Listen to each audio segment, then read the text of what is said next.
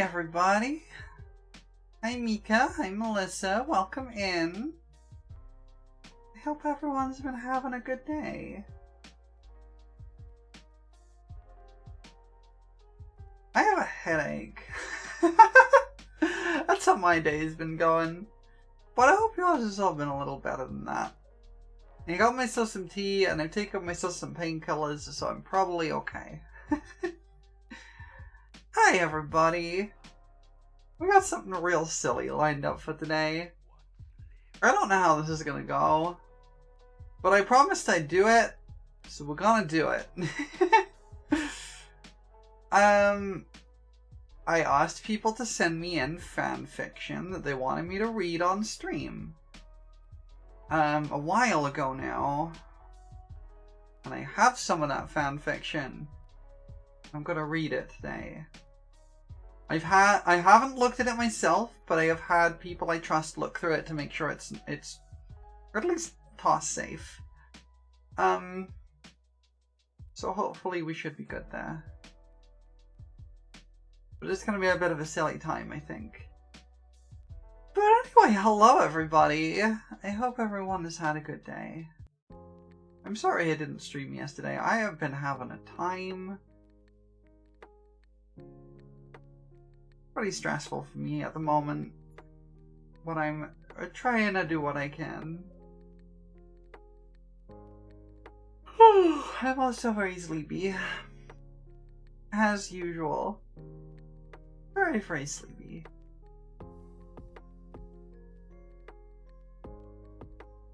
I hope this headache does go away a little bit. I don't like streaming with headaches, but I get them often enough that I can't really... I can't really just like not stream anytime I get a headache. So we'll see how this goes. Hopefully it'll go away. I have tea, which usually helps a little bit.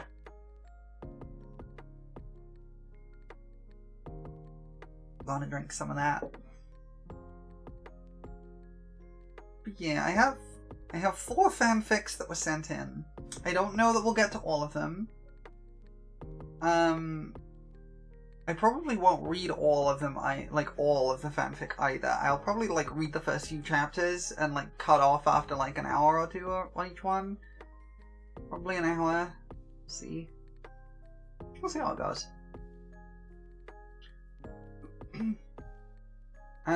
They are from a variety of different franchises, some of which I'm familiar with, some of which I'm not.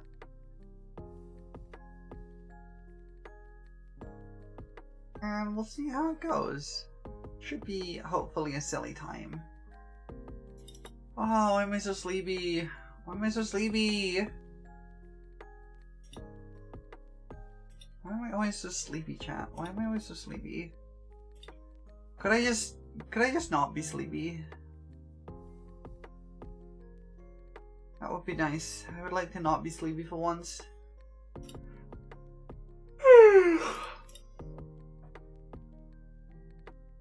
Yeah. Oh, it's got really tired. Okay, I'm okay. I'll be okay. Alright, I was gonna say a thing. What was I gonna say?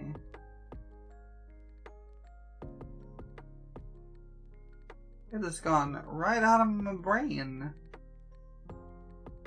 My brain be gone. Why brain empty? Brain empty? Oh, I'm very tired. But I will be fine. I swear I had something else I wanted to say. What was it? What did I want to talk about? What did I want to talk about? I don't know. Oh well. I picked up Hightail yesterday. I wasn't gonna, but a lovely friend No gave me the money for it, so I did. And it's very cute. A cute little like Minecrafty thing. It feels kind of more like older Minecraft, which I kind of like.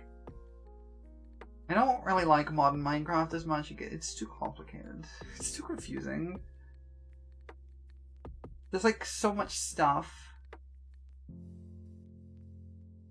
I dare you to read The Loud House Revamp by James Dean, 1987. Unfortunately, the fanfics I am reading have already been selected because I needed to get them proofread before I started reading them, but welcome in. I needed to make sure that the fanfics that I am reading have been are vetted enough that they are Twitch safe. But I have personally not looked at them. I only know what franchises they are, and that's about it. So I know very little about these.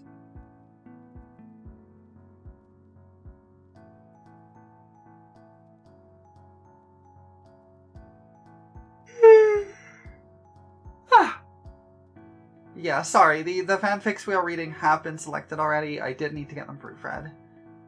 But I appreciate you popping in.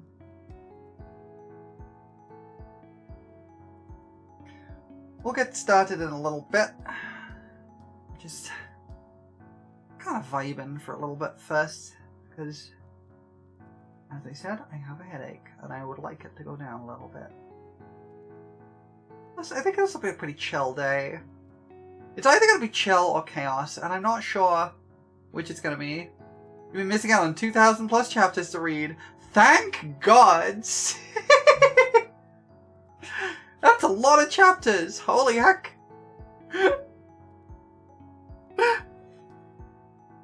I'd be here all week.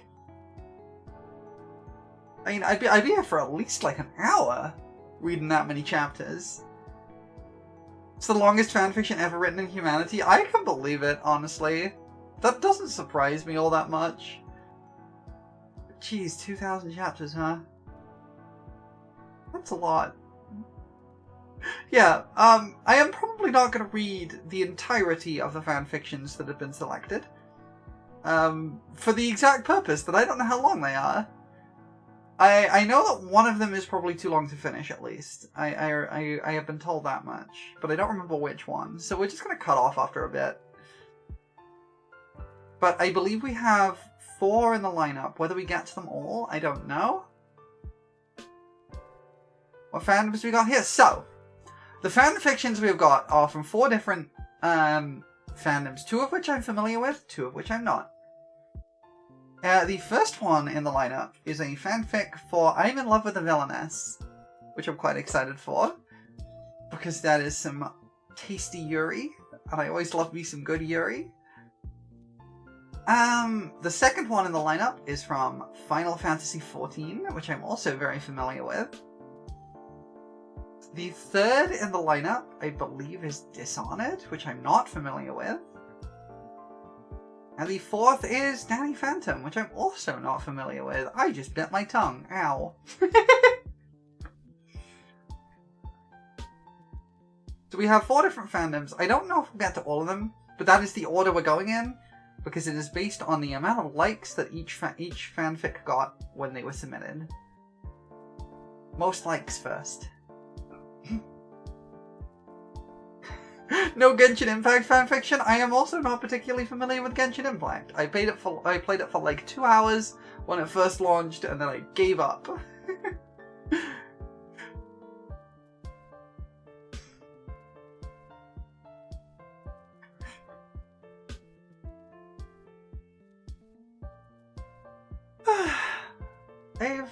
I've never really been in fanfiction circles, particularly. An old friend of mine was a fanfiction writer once, but you never touched it because of the controversy before release, because people called it a Breath of the Wild clone. It was definitely very heavily inspired by Breath of the Wild. I wouldn't necessarily call it a clone. If I remember rightly, I stopped playing it because they, I don't remember exactly what it was, but there was some controversy shortly after release. I think it was like an esports player who said something about let's put on a lovely show for the audience. Hong Kong and got banned for it. Owie! Welcome in! Thank you for the raid! I hope you've been having a wonderful stream. What were you up to? Hello, everybody. If you don't know me, my name's Prolo. I'm a Moon Fairy VTuber. I've not committed any crimes recently. And today, we're doing some fanfiction reading. As always, if anyone coming in with the raid needs to take some post-stream self-care, get yourself a snack, get yourself a nap, get yourselves whatever you gotta do, please go do so. Otherwise, you're more than welcome to hang out. Welcome in, Ellie. I hope you're having a good time. You surprised that microtransactions didn't get me? They honestly did eventually. I stopped playing for like some of the controversy, and then I realized it was probably a good thing because I don't like microtransactions. You need dinner, go get yourself some food, friend. Thank you for sending people over. Get yourself some snacks. Get yourself something delicious. Thank you for trusting me with all your folks. Get yourself something tasty. You deserve it.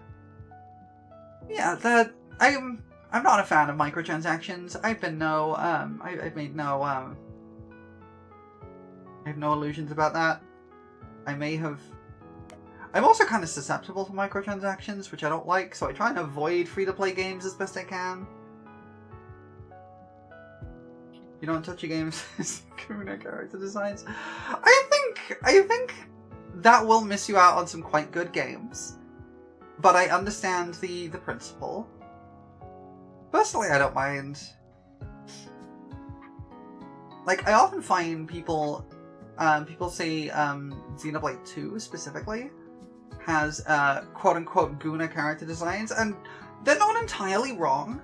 I believe the lead character designer for that game wasn't originally a hentai artist, so that does make sense.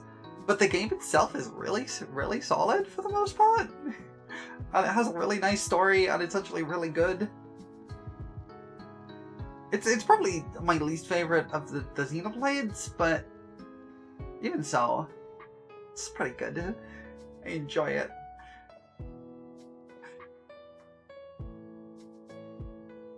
But I like, especially when it comes to gacha games, right? A lot of the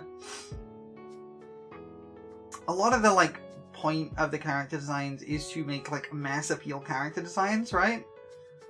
And sometimes they have character designs that I really like, but a lot of the times it's like, yeah, FF7 isn't. I wouldn't say FF7 particularly does, I guess.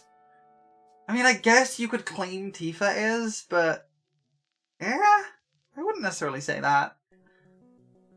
Tifa is strong punch lady, and she can step on me. I mean, what?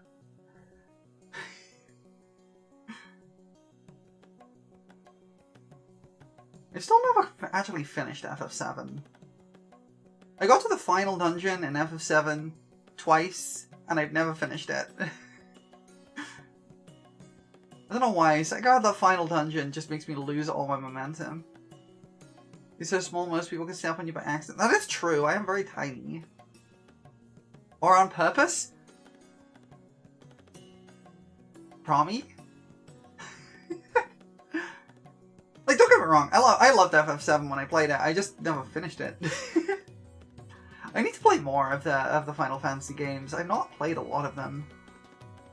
I've not played, I think, the ones before 7. I've not played 8. I've basically not played 9. Fairies as small as a mid-sized insect. I'm not quite that small. I am 1 foot tall. I'm just over 1 foot tall.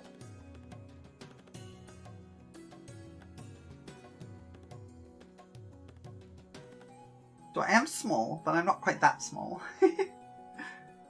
Yeah, I gotta play more of the Final Fantasy games. I need to play 9. I want to play 9 a lot. I want to play 10 as well. I've never played 10. I played a little bit of 11, but didn't get very far. I played a bit of 12 and managed to softlock my save file, so I didn't get very far. I played 13 and got stuck and then gave up. I played several thousand hours of 14. And I played through all of 15 on launch, and oh, hiccups. I've not played 15. 16 even. I played 15. I played 15 all the way through.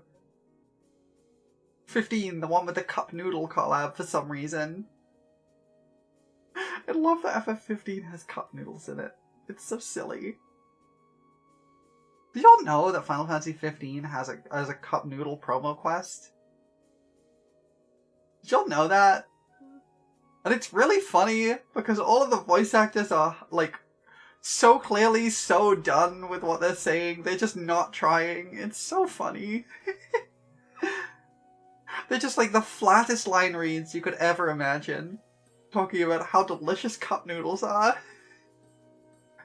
It's so silly.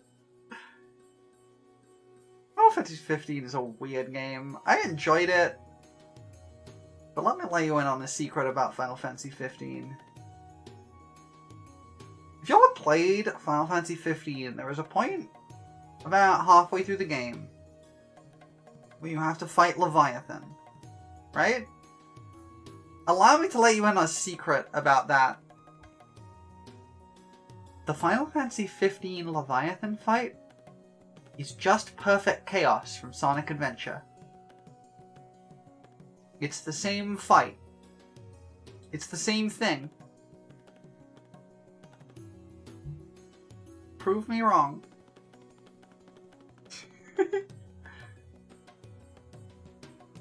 And anyone who's played FF15 can corroborate me on this. It's the same thing! It's just perfect chaos from Sonic Adventure.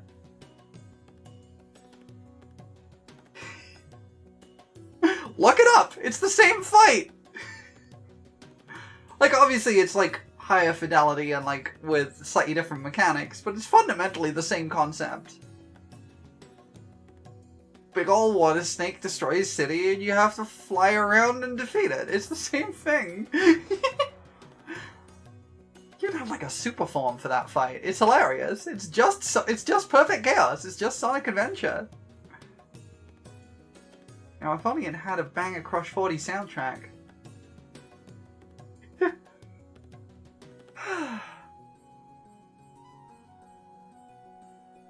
lot of Sonic games pre-colors had literal Final Fantasy monsters as boss fight. You're not wrong, actually. Like, I'm a Sonic Adventure girly. I grew up with Sonic Adventure and Sonic Adventure 2. I also grew up with Sonic 3, but I never got very far in it because my Mega Drive died. Yeah, I grew up with Sonic Adventure 2 specifically. And you know what? There are a surprising number of characters in media that are just Shadow the Hedgehog.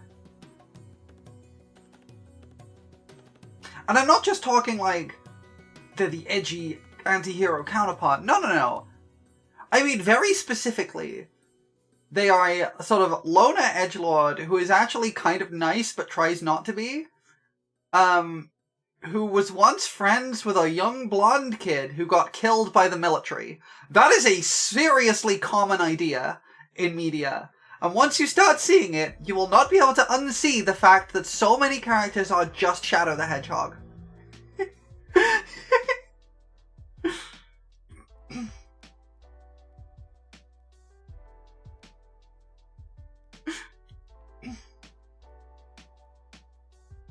It's surprisingly common. Oh yeah, no, you're right. The archetype does not originate with Shadow the Hedgehog. But it's the funniest example of it. To liken others to.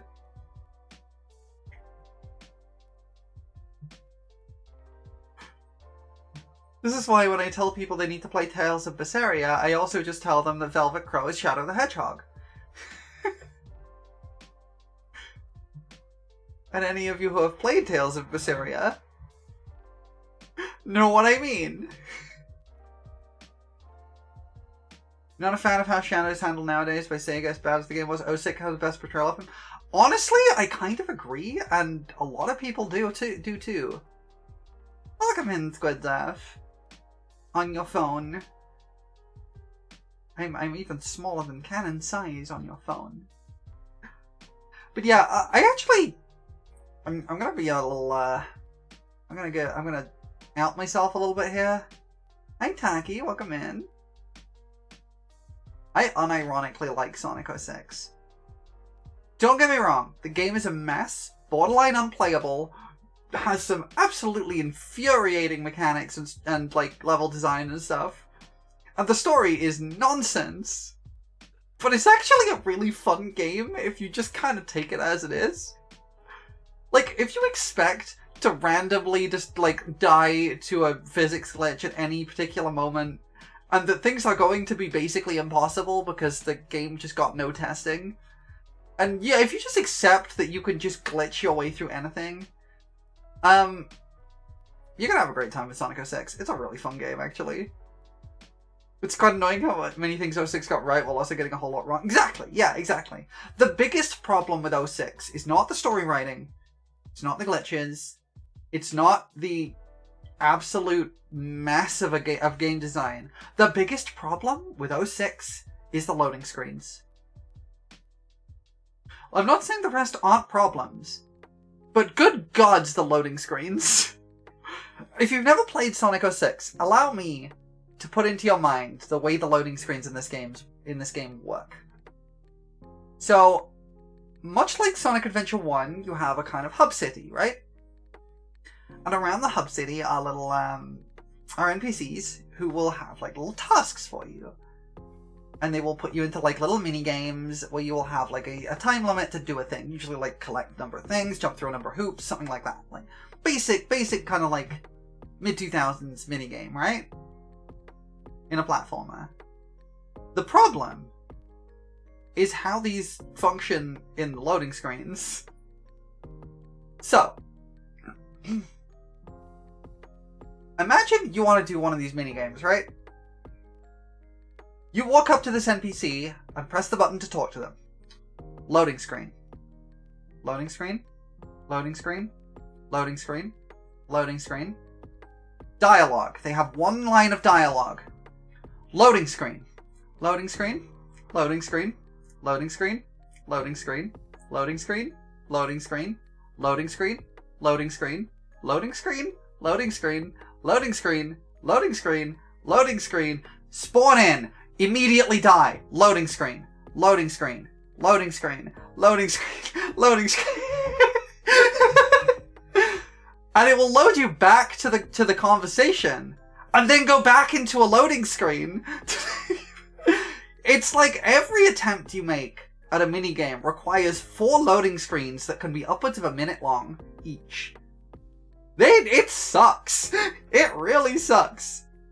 What it needed was like properly optimized environments, but like I understand why Sonic 06 ended up like that, right? Because like if you actually look at the development history of Sonic 06, it wasn't even supposed to be a Sonic game. It was meant to be an original IP that was using their physics engine. So it was probably going to be some kind of RPG even. Which kind of explains why it feels like Final Fantasy in some ways. But then Sega basically took over and just went, hey, could you make this Sonic? And they were like, sure. And then the project kept getting like respec'd. And I think it changed leadership like 3 times after that. And then they had a hard deadline. And so they were just constantly reworking what they were doing with it. And it's just, yeah. But one day we get a prototype for the original project. I doubt they still have it, honestly. It'd be cool to see if there even is anything, if they even got that far. But, like, I can understand how it ended up the absolute mess it is, because it just was constantly being reworked from what it was, right? And it had to be, like, slapped together into something that worked. And let me tell you, having worked in game development, loading times are, loading times are a thing that you kind of do at the last step. You do some optimization as you go, if you can, but fundamentally, you want to pare things down at the end. Because if you go into that too early, you end up with a lot of problems. Over-optimization too early can cause so many problems in development. But it's very clear they just didn't have time. And that's kind of sad. There's a lot that Sonic 06 got right, and a lot that Sonic 06 got horribly, horribly, horribly wrong. But I genuinely enjoyed it. I played it through fully twice now. I will say I do enjoy it, but it is... It's not easy to play, let's put it that way. It's not easy to play. But somehow, it's not the most painful Sonic game to play. Because Sonic and the Secret Rings exists. Sonic and the Secret Rings is an absolute travesty of a game. My understanding is there's been like a fan remake that uses sensible controls that actually function, and then it's kind of possible. But in its original form, where literally everything was controlled by motion controls, and they didn't work like 40% of the time, and you were on rails and could very easily just dive into the ocean because your motion controls didn't work, Sonic and the Secret Rings sucked. It was infuriating. I've heard Sonic and the Black Knight handled things a little bit better, but I never played that one. But weirdly enough, if you asked me to like pick a Sonic game from a list of like which ones I would want to play, Sonic 06 is not even near the bottom of the list. I wouldn't want to play Sonic Forces. I'd play Sonic 06 before playing Sonic Forces again. I played a bit of Sonic Forces, it was just not fun. It's just very stiff. I don't like it. Anyway, I like Sonic. I play a lot of Sonic. I played the first two Sonic Adventure games on stream a little bit ago. And Sonic Riders. It was a lot of fun. Those are good Sonic games. I like those ones.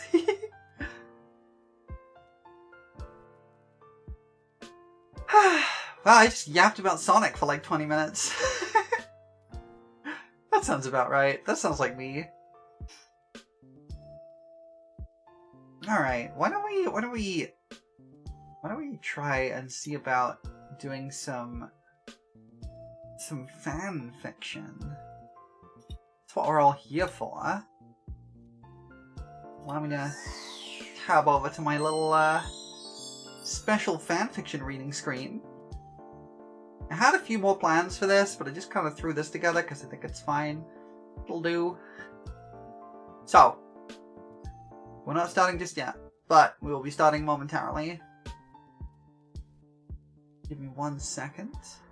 Thanks for giving me glasses, I appreciate it. I need them to read, apparently. So, here is our first fanfiction. And I am really hoping that these are actually toss safe. I have got them read through and confirmed that they should be.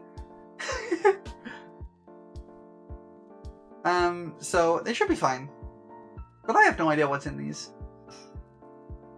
But we are starting with Violet Among the Lilies by Synthetic Synth, spelled with C's.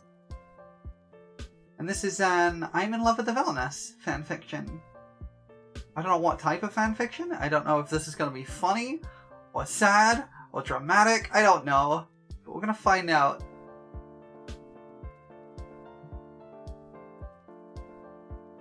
Okay. Dealing with one's stalkers is well and good, but this one appears to be asking Ray and Claire for help? How unusual. How will this sequence of events following the conclusion of the light novel chapter Hugh's Secret unfold? I don't think I've actually read that far in the light novel, so this is going to be fun. I've only read through, like, the first volume and a bit of the light novel. I'm behind. Yeah, I don't think I've got this far. Look at... Since when was Claire in the Secret Service? What the heck? A few days after being... So, chapter 1, The Stalker. Let's just get the summary and let's just start reading. So we're in Ray's POV from this part, apparently. Alright. Ray, are you listening? Said the girl with blonde curls in front of me in a pouting tone. You've been spacing out during our entire lunch. That's right, Claire and I were taking a break from going through the paperwork provided by Rod. I'm sorry, Miss Claire. Seems I've been falling behind on sleep the last few days. I had to get a good night's rest in a jail cell. Wow, I am really behind on this, huh? Be sure to get enough rest tonight. Wouldn't do if my maid were to collapse from exhaustion, she said while attempting to hide the blush on her face. What I was saying before you started daydreaming is that I've noticed that someone has been following me for the past week. As she said this, she lifted her fork to point out a guy sitting a few tables behind us. At first I suspected he was tracking suspicious activity as part of the investigation into the incident with you, but now I'm not so sure. Aside from having long curly hair tied into a low ponytail, there was little noteworthy about him. He seemed like any other student, but I couldn't shake the feeling Claire's right. He was following her with intentions, and I had to make sure Claire was safe. What would you suggest we do about your stalker, Miss Claire? We confront him and force the truth out of him, of course. She responded with a proud look on her face, truly worthy of a villainess. They're gay, by the way. These two are so heckin' gay. Alright. As Claire took the main exit out of the cafeteria, I pretended to read in a notebook as I spied our stalker and looked conflicted before heading in the direction Claire went in. That is a mouthful of a sentence, huh? Looks like he's after both of us, not just Miss Claire. The moment he was out of sight, I made a beeline for the kitchen and used the back door there. Just a few corners and a bit of running and voila! Looking for someone? I said with a smirk. He instantly jumped back like a cat startled by thunder. It was too late for him to escape. Right behind him was Claire, channeling as much villainous intimidation as she could. Who are you, and why have you been following me since the Harvest Festival? Claire spoke in a quiet but intimidating tone. Her aura filled the otherwise empty hallway. At that moment, the boy's face lit up with total panic, his violet eyes desperately darting back and forth, looking for a way out. Don't even try it. Now tell us what you're after. Claire was applying...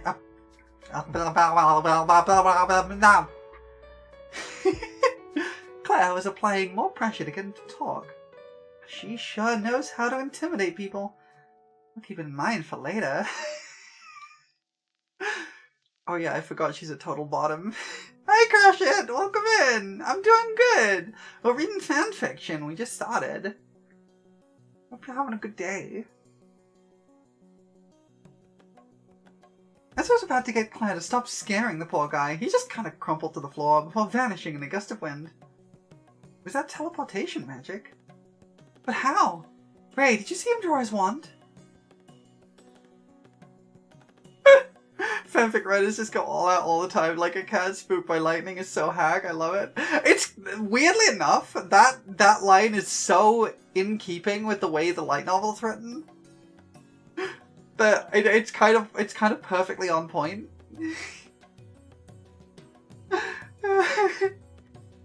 I didn't, but it's not unheard of for strong emotions to trigger magic. I shot some lice at... Some lice? No, please don't do that. I shot some ice at Lady Veneria, and you melted that teacup around Lily like that. Must you be luckies won't stop by since you haven't really come here like that. That's perfectly fine. Feel free to do some luckies. Thank you for stopping by. I crouched down to look at the pattern in the dust on the floor that got kicked up. The Spellers Complex's teleport isn't new one to me. Not enough dust here to tell where he went. Claire was leaning against the wall when I got up.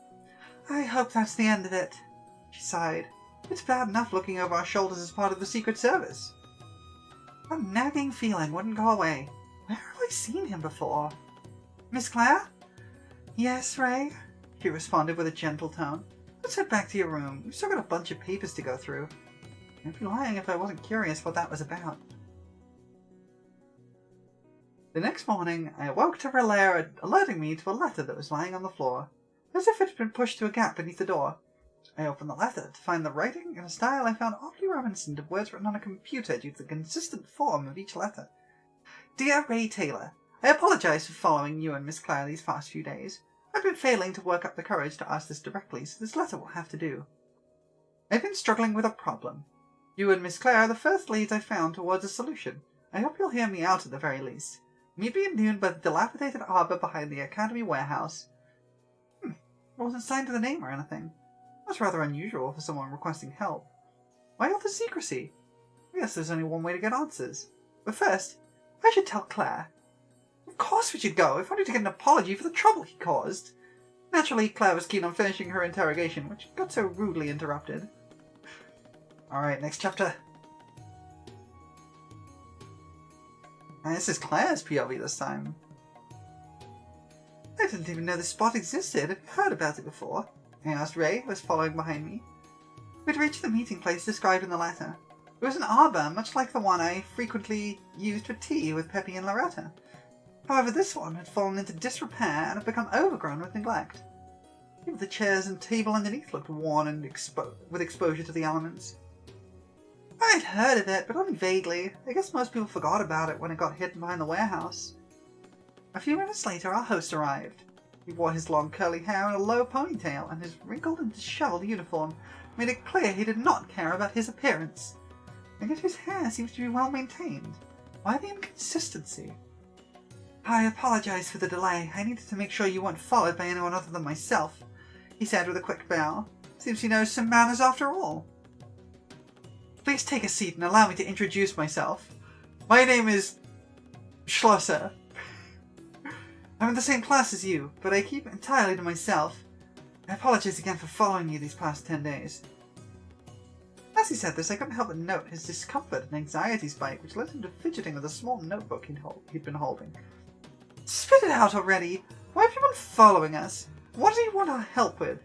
I'd have enough of this meandering around the point and lost my temper. Looked startled, like he wanted to disappear.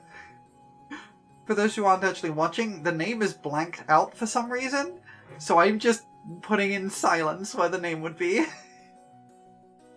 Calm down, Miss Claire. Frightening him will only get a repeat of yesterday, Ray said in a quiet and calm tone, doing her best to calm both me and down. Now please, tell us what the issue you've been struggling with is. I get the feeling that if it weren't important, you wouldn't be going through all this effort. There was silence for a bit as fidgeted with his notebook, before taking a deep breath. Here goes nothing. For as long as I can remember, every single person in my life had seen me as a boy. Yet it never felt right. For a few years now I've been certain that, contrary to my body and upbringing, I'm a girl.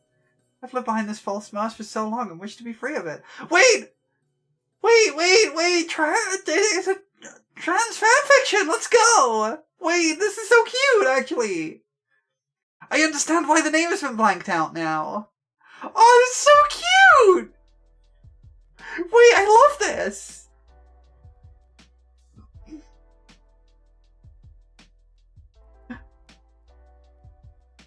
I forgot phone twitch is the worst conceivable way to interact with it. It kind of is, yeah. It doesn't work half the time. Transfic, yeah! I felt as if my mind had frozen. Some thought somewhere had gotten stuck and blocked the whole thought process. Hello, Miss Claire? Anyone in there? It's my job to space out, you know. Ray's teasing and a giggle from across the table snapped me out of it. While my mind was still playing catch-up, Ray wasted no time asking questions. So, you see yourself as a girl, despite how you were born?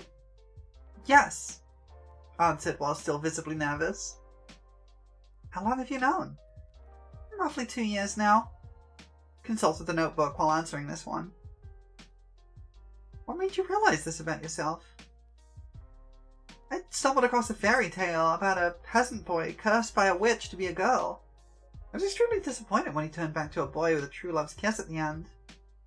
Looked somewhat embarrassed when I saw a sympathetic look on Ray's face as she muttered, so close yet so far. That's when I realized this is the kind of situation Ray had mentioned with her friend Misaki. I hadn't really gotten the chance to properly understand it in depth due to the sensitive nature of the subject, and Ray's fears that you would suffer the same fate as her friend. Just like Misaki was a person whose body and gender didn't match. Wait, is there actually like a canon trans character in this story? I've not got that far. Wait, I gotta read more of this.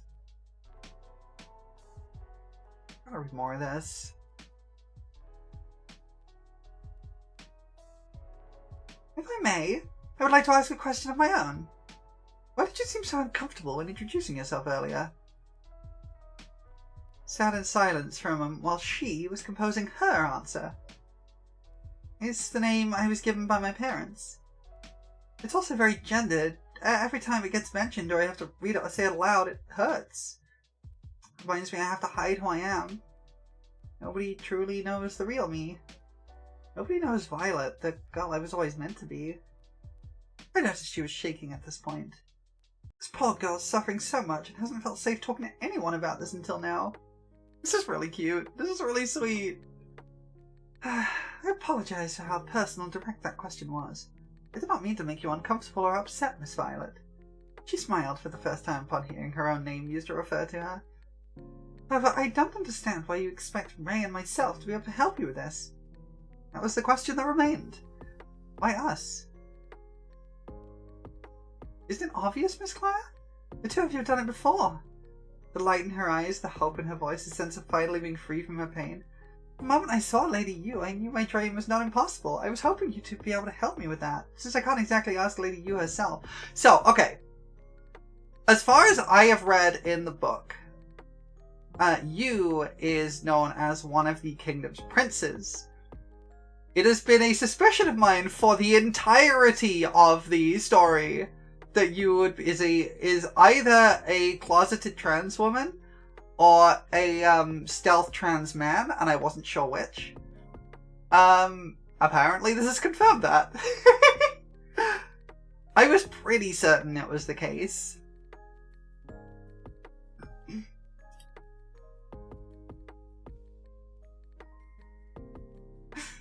This is cute. I like this. I gotta read more of this. Oh, this is from Violet's POV. It was at this moment I realized that for the first time in a long time, I had begun crying. Ray and Miss Klein were actually taking me seriously and seemed to be willing to help. I'm sorry about that. I didn't expect to get so emotional over being taken seriously. You do think you can help me achieve what Lady Yu did? Hiccups. The girls had two very different expressions on their faces. Ray looked as if she was searching for information long buried in the back of her mind, while Claire was frowning at her thoughts before coming to a realization. Your situation is a bit different than that of Lady Yu. However, if you were to intentionally acquire the crosswise curse... He paused and thought for a moment. I never thought such a terrible curse could have such a beneficial use. But it would make for a near-perfect solution to your struggles. The crosswise curse is real? I thought it was just made up for that fairy tale I read. Let's go! Magic transition! Never had I imagined it would come full circle like this, yet... What do you mean by nearly perfect? Yay, pets! Hey Lanzy, welcome in. We're reading fanfic and it's gay and trans.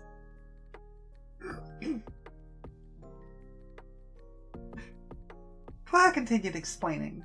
As Ray was still deep in thought and clearly not listening. There are two drawbacks to this idea. Firstly, the light of the full moon reveals your uncursed form. Secondly, I don't have the faintest idea how to deliberately inflict a curse on you. So the full moon weakens the crosswise curse. That would mean you had the curse and it was lifted before the full moon of the Harvest Festival. Getting cursed intentionally sounds like a real challenge. That's when Ray rejoined the conversation with a surprising revelation. I may be able to do something about that last part, actually. I've read of a water magic spell allowing the transfer of minor curses, but with enough power, I may be able to transfer the curse from someone else to you. I could barely believe my ears. My lifelong dream was both plausible and reasonable reach. As if I didn't look up to you a lot already. I spoke these words myself, but didn't expect Ray to hear them. You look up to me? Surely there must be better role models out there, she said with a self-deprecating smile. I can't let this stand. Might as well tell her the full story. Remember how on the first day of class you confessed to Claire on the spot? That's when it started. At the time I was not confident in the knowledge of who I truly am. During my explanation, Ray had begun feeding her adorable familiar Relaire. You were different from most others, yet instead of trying to hide and have your differences go unnoticed, you were confident, even proud of them. That's something I immediately admired. I could see Claire shaking her head with a smile on her face at hearing Ray's antics described like this. Please do not feed her ego. Her teasing's far too much already. I'd rather have Miss Claire feed me, Ray responded immediately with a silly smile on her face. It's like they're meant for each other. These two are so gay. Things really changed during the time Lady Minaria was here. At the mention of the name, Ray looked grumpy. That's when I noticed you two had something truly special. True love between girls. Realizing I wanted to experience that myself and end the lingering doubts I had about myself. No way I could be a guy when I wanted to be romantic with a girl as a girl. Did you hear that, Miss Claire? She said it was true love. Ray! Claire shrieked. This seemed to be a common occurrence when Ray teased her. Say what you will, Miss Claire, but I saw how you looked at Ray and stopped Lady Minaria from taking her. They say actions speak louder than words. So I have seen that part in the light novel. I've got to that part. That part's very cute. Claire had not expected to be ganged up on with the teasing and was too flustered to speak. That's when the church bells rang and I noticed the time. Oh yikes, I have to go to class, thank you so much, I gotta go, bye! I quickly scrambled to grab my notebook and ran off towards the main building. I don't believe I'd ever seen someone open up quite that much over the course of a single conversation. Like I could see the girl she is instead of the face she presents to the world. Claire remarked thoughtfully. To which Ray added, we should meet with her again. I think being able to speak with her openly about her experience helped her a lot. It's lonely hiding large parts of yourself from the world. It sure is. It sure is. I don't know how many chapters there are of this. We're not been going too long. Next chapter? Next chapter, okay. Chapter 4, Dysphoria and Magic. Yikes. I was so jealous of the Academy Knights being able to do a cross-dressing cafe. I'd have attempted to keep the maid uniform, I said with a giggle. It had been over a week since our last meeting. This time we were in Ray's room. The queer duo had been fighting corruption throughout the kingdom while I'd been having a tough time. Now that my goal seemed within reach, the pain of not being my true self felt worse than it had before. You absolutely adored it. Just the happiest I'd seen her before we got her curse lifted. Claire noted. She'd been kinder to me today than she had been during our first encounter. Apologies and explanations seemed to have made up for her initial mistrust of me, as well as the box of cookies I'd brought. I'm pretty sure there's been outfits still in the storage closet in the Knight's offices, Ray said. I doubt anyone will notice if one goes missing. Wait, really? I'll absolutely take you up on that. I was surprised Ray took my joke so seriously, but I wasn't complaining. It was hard enough for me to get girls' clothes without raising suspicions or just feeling plain awkward. Sorry to deviate from the subject so much, but there's something that's been bothering me, Claire said. Why did you decide to follow me in particular after Yu's reveal? Surely it would have been easier to contact Ray. She was correct. The lack of class difference and Ray's less intimidating demeanor made her much more approachable. That was my original plan. However, with Ray's arrest, there was no certainty if or when I would run into her again by chance. As I explained, I was petting Relaire, who felt smooth and jiggly.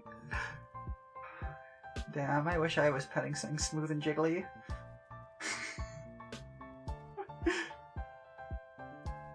So I started following you. It was easy since you stand out in the crowd, and with that cute red bow and the beautiful golden curls. Before I could finish the thought, Ray interrupted with a smile on her face. And as everyone knows, where Miss Claire goes, I follow. Ray does not follow me everywhere. Even I sometimes need a break from her.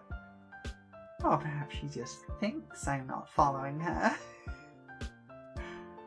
The pair carried on bickering like an old married couple. It should have been a happy few hours, a brief time where I could be myself and talk perfectly openly with people who knew and understood the real me. So why did I feel so miserable? Why couldn't I just be happy? Why couldn't I just have been born a girl? I hate this. Yikes. Well, back in Claire's part now. I'd been too absorbed in our routine bickering to notice it, until Ray suddenly stopped mid-sentence. Across the table was Violet, who hadn't made so much as a noise in minutes, despite her usual amusement at Ray teasing me. She had a look on her face which reminded me of the desolate way I felt in the time following my mother's death. Hang in there just a while longer. We have a friend in the church who's helping us look very candidate with the curse. As Ray said this, Violet barely reacted, but she began petting Relaire again. He seemed all too happy to try and cheer her up. For those who are not familiar with this, Relaire is a small slime. I'm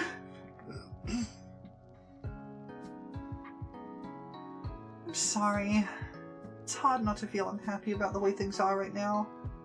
I've no intentions of doing anything drastic, but my condition just lets me down so much. Today's one of those days where I can't even keep up the usual facade. As she said this, I couldn't help but notice how sad and monotone her speech had become. And to think you had to put up the princely act every day of her life. I couldn't even express her pain. Poor girls. Violet, if it's not too much, and if it would help, I would very much like to hear about your struggles and how you cope with them, I said. I wanted to help her in any way I could, but I needed a better understanding of how her situation affected her. I knew the rough details due to being filled in on Yu's situation, and what little Ray had told me about Misaki, but it wasn't enough. Violet stared absent-mindedly at Relaire for a moment before responding. It's worth a shot at least. She gently scooped the little familiar off the cover of her notebook, before opening it to an exact page, as though she knew exactly where to look. She must have consulted and amended her notes dozens of times, documenting her struggles. Much like with my name, anything that reminds me I am seen as a boy is a source of discomfort and distress, she said clinically as if she were reciting a definition. Anything? I wish I was exaggerating. Clothes, the way I'm treated, gendered spaces such as with dorms. Even my own body causes discomfort due to the differences in anatomy. I was speechless. I knew that many things in our society were gendered, but I hadn't grasped the impact it would have on someone like her. Sometimes the pain's manageable, other times it makes me shut down completely, and I can barely do the absolute minimum to take care of myself. Violet seemed tired, not just physically but emotionally. She's been spending so much energy on just keeping herself going. No wonder Ray was so distraught by Yu's situation. She saw this with Misaki and there was nothing she could do to help him. What do you do to keep your spirits up? There had to be something, right? Something that could help her last until Lily found someone with a curse. I have a dress I bought a few months ago and wearing it feels nice. However, the unlimited privacy at the Academy and my lack of curves really limits how effective that is. That's when Ray had a suggestion of her own. What about reading stories about people with similar struggles? I found those comforting when I was struggling and hiding who I was. I recall she mentioned a series of novels she enjoyed during her first experience with love. What were they called again? Sometimes it leaves me so tired I can't take care of myself. Yeah, it's so relatable. Actually, I found a few. None of that experience is exactly like my own, but I found a few romance stories about gay girls. My favourite I found so far is in Madam Magic Caster trying to seduce the Queen of Demons. As Violet spoke about these novels, I could see some of her energy return. Still, she seemed worn out, but no longer like she was about to pass out on the spot. Welcome in! My name is Celestial Ludenberg. I will say, we are the fanfictions we are reading have already been chosen. I've had to proofread them for to make sure that they are Twitch toss safe. So I've not proofread them, but I've had one of my moderators proofread them. So we are not taking suggestions for fanfiction, but welcome in. You're welcome to stick around and hang out. We're going through an I'm in love with the villainess fanfiction right now. Although we also have an ad coming up in a second. But welcome in. Aw, Miss Claire, why are you pouting? Ray asked. I'm not pouting. I'm really disappointed in my attempts to help were of any use. Ray smiled at me. Look at you, it's such a big softy for a villainess. Ray leaned over and started hugging me. I tried to shake her off, but in the process I knocked one of our teacups off the table. I braced for the sound of it breaking into shards on the floor, but nothing. I looked down and saw the teacup suspended in midair, and Violet pointing her hand at it with a look of concentration on her face. There was no wand in sight. Before we continue, we're going to let this ad roll through. And we can yap a little bit about how the story is up to this point. I'm really enjoying this one, actually. We're like, what, chapter 4 at the moment? I think we're in chapter 4? This is a really cool little fanfic. I don't know how much of this is like canon. I'm pretty sure Violet is like a self-insert character, which is fine. But I'm really liking how this is like presenting like a trans character in this story. And I'm appreciating that the protagonists are not being weird about it. Like, for those who aren't familiar with the I'm in love with the villainess, it's a really interesting little, it's an isekai, basically. Girl ends up isekai'd into one of her dating sims, like a classic kind of thing. Except she gets isekai'd into an otome game, but she's a lesbian, so, none of the regular, you know, like, love interests are actually, like, she doesn't care about any of them. She just cares about the antagonist character, which is Claire in this story. And hijinks ensue, but it's actually really kind of heartfelt in a lot of ways. There is an anime adaptation of, I think, the first volume of the light novel. I think is what it covers. They've read a little bit further than that, but not much. And there is a wonderful little scene at one point where a bunch of the characters are sitting down and one of them straight up just asks the protagonist, "Hey, are you gay?" And she just goes, "I hadn't really thought about it, but yeah, I guess so." And they go into like a little thing covering like homophobia and like what that actually means and like the fact that a character is gay. And it's kind of neat to have that like explicitly written out, because it's so often that it's just kind of kept as like some kind of like as like subtext, right? And this is not even just the text, it's super text. It's like spelled out to the audience. Yes, I am gay. And I love it. It's really good. It's really cute.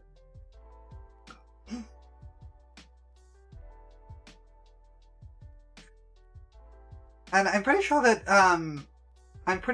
Claire in this is bisexual rather than gay. But it is I'm pretty sure no, she's definitely bisexual. But Ray is explicitly gay. And I think that's awesome. It's just really cool to see that. And like people are not like there's initially still a little bit of weirdness about it, but like they kind of like get over it pretty quickly, and then they just kind of are not weird about it, and I kind of like that. And now we've got this little and that, like, there's the character that of you who I was pretty sure that has some like trans vibes going on. It looks like that is canon to some degree, but I don't know exactly how that manifests because I haven't read that far. But I'm liking the addition of this like trans character. And I think they're done pretty well. Like, this speaks to me of someone who has personal experience with this. And what a great way to, like sort out some of those feelings, right? But then by, like, just literally self-inserting yourself into a fanfic with some characters who you think might be sympathetic.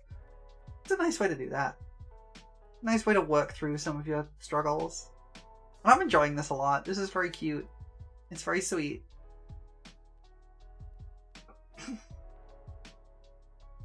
We'll keep reading this a little bit more. I'm going to try and cut off after like an hour of each, I think. We'll see how many we get through. We've only been doing this one for about half an hour, so we got a little bit more of this one. Alright, ad is ending. So hopefully we should be able to get back to it. I hope you all are enjoying this. This is fun. I'm liking this. Back in Violet's POV.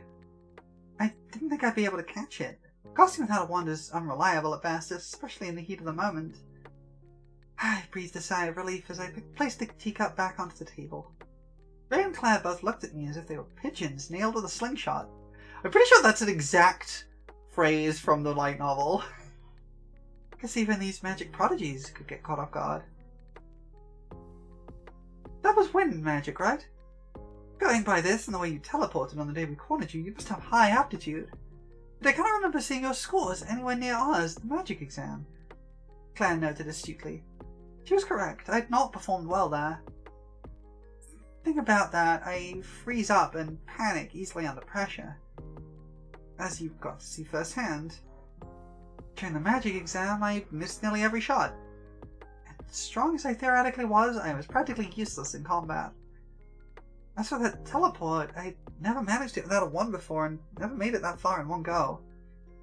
I had trouble getting off the roof since that teleport ate my entire magic reserve. I couldn't help but giggle at how silly it was to say that out loud. Ray and Claire seemed amused too. I focus on wind utility and support magic, with a special focus on levitation. I've been saving up money by moving large furniture for anyone who needs it, as well as doing odd jobs with spells I've collected. I would use levitation magic to help me write cleanly, since I lack the fine control necessary. I love the magic. It's such an exciting field, with many incredible possibilities.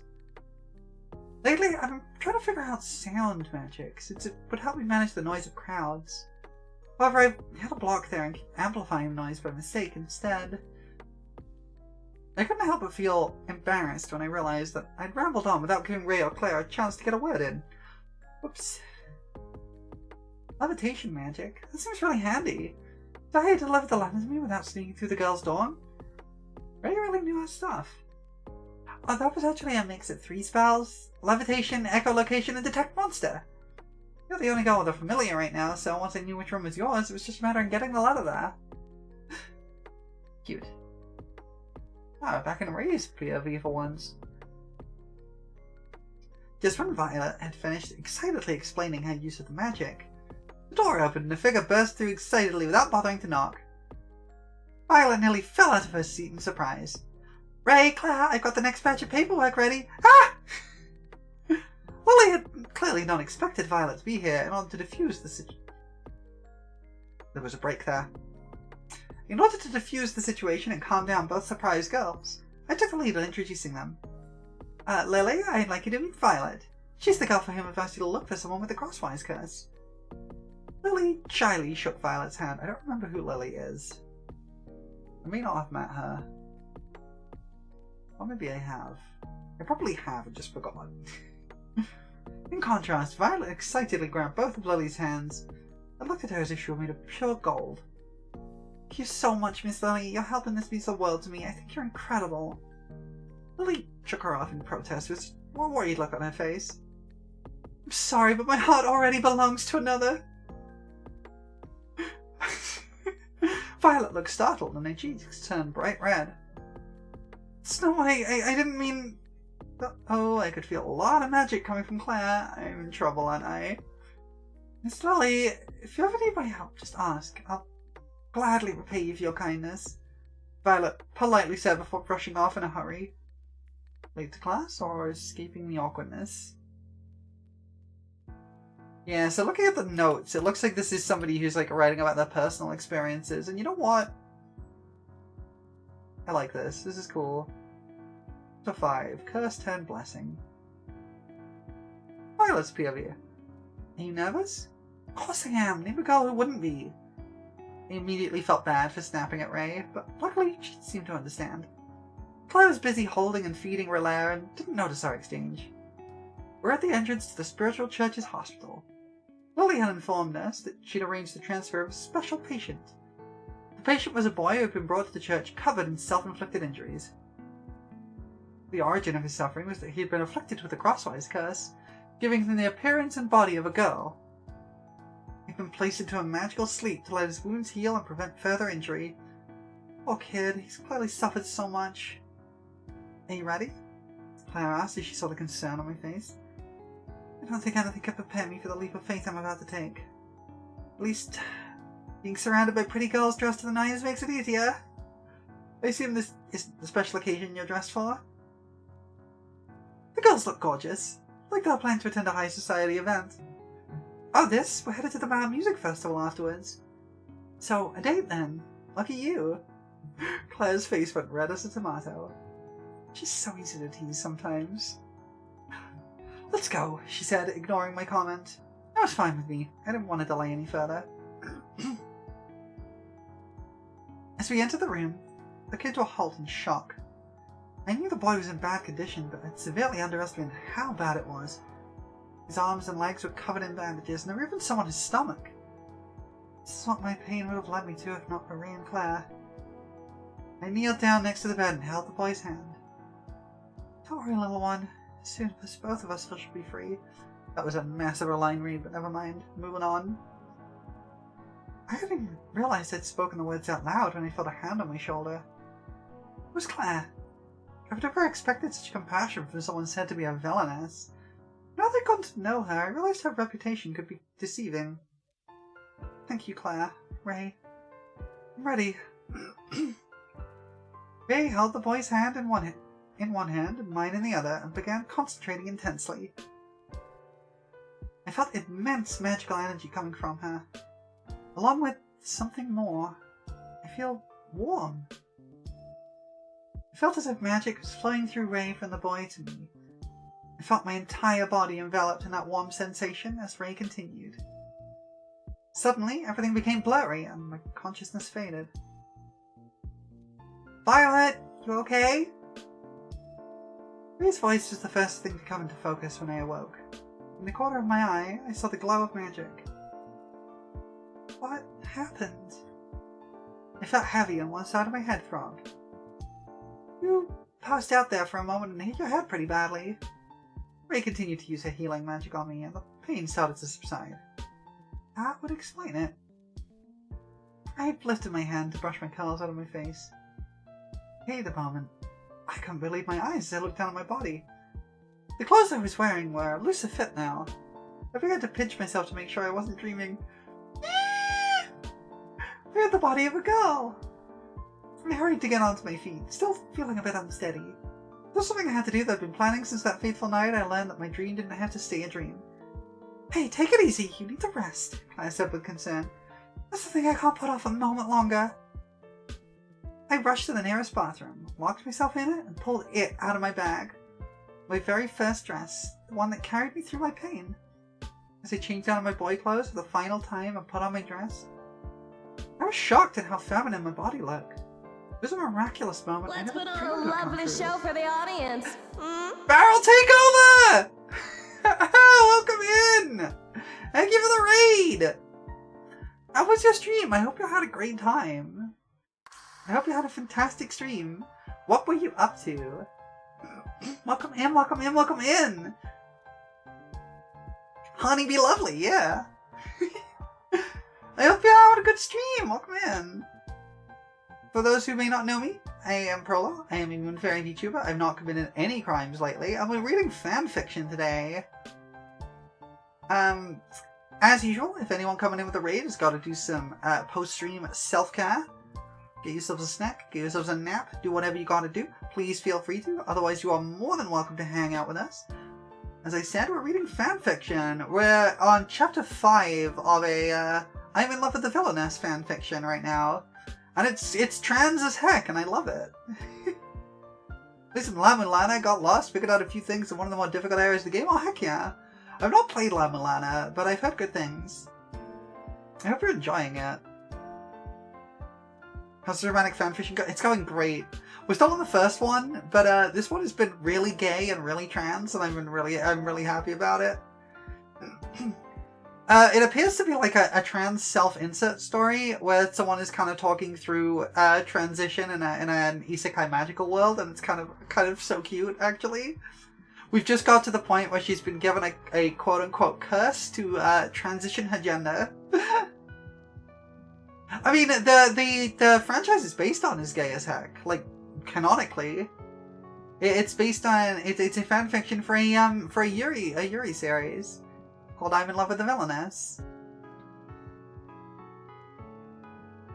But we just got to the point where she's just checking herself out in the mirror after getting the gender swap curse put on her.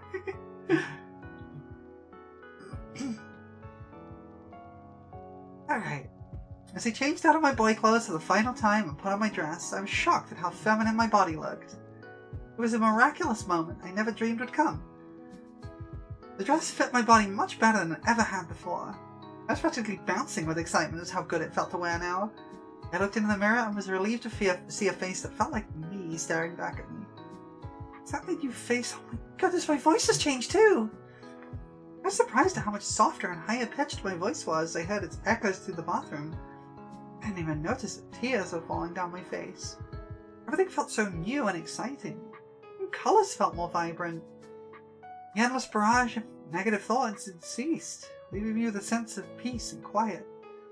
Crying felt more cathartic than before, allowing me to let it all out instead of holding it in. All this and so much more had been overwhelmed and crying tears of happiness. I heard a knock at the door. Are you okay in there? I hear crying. It was Claire. I was touched by her concern. I'm alright. Just a little overwhelmed by all the changes. So many things I didn't even notice were bothering me are now gone. Once I calmed down, Claire and I returned to Ray, who was waiting for us in the bedroom. I immediately ran over to hug her. Need to make food, might be back later, but if not, then see ya. No worries, go get yourself some food. Thank you for sending folks over, I appreciate you. Get yourself something delicious, you deserve it. Do hugs always make you feel this warm? The boy was still asleep, but seemed to be resting easier now that he was his true self. As Ray checked if I needed any more healing, I removed a blank page from my notebook and wrote a brief thanks, as well as wishing him well in his recovery. I left my note on the nightstand. I hope he leads a happy life, enjoying what I could not. Thank you so much, both of you. I know the next steps won't be easy, but I think I've got the strength to handle it myself. There's nothing holding me back now. And thus, I bid them farewell for the time being.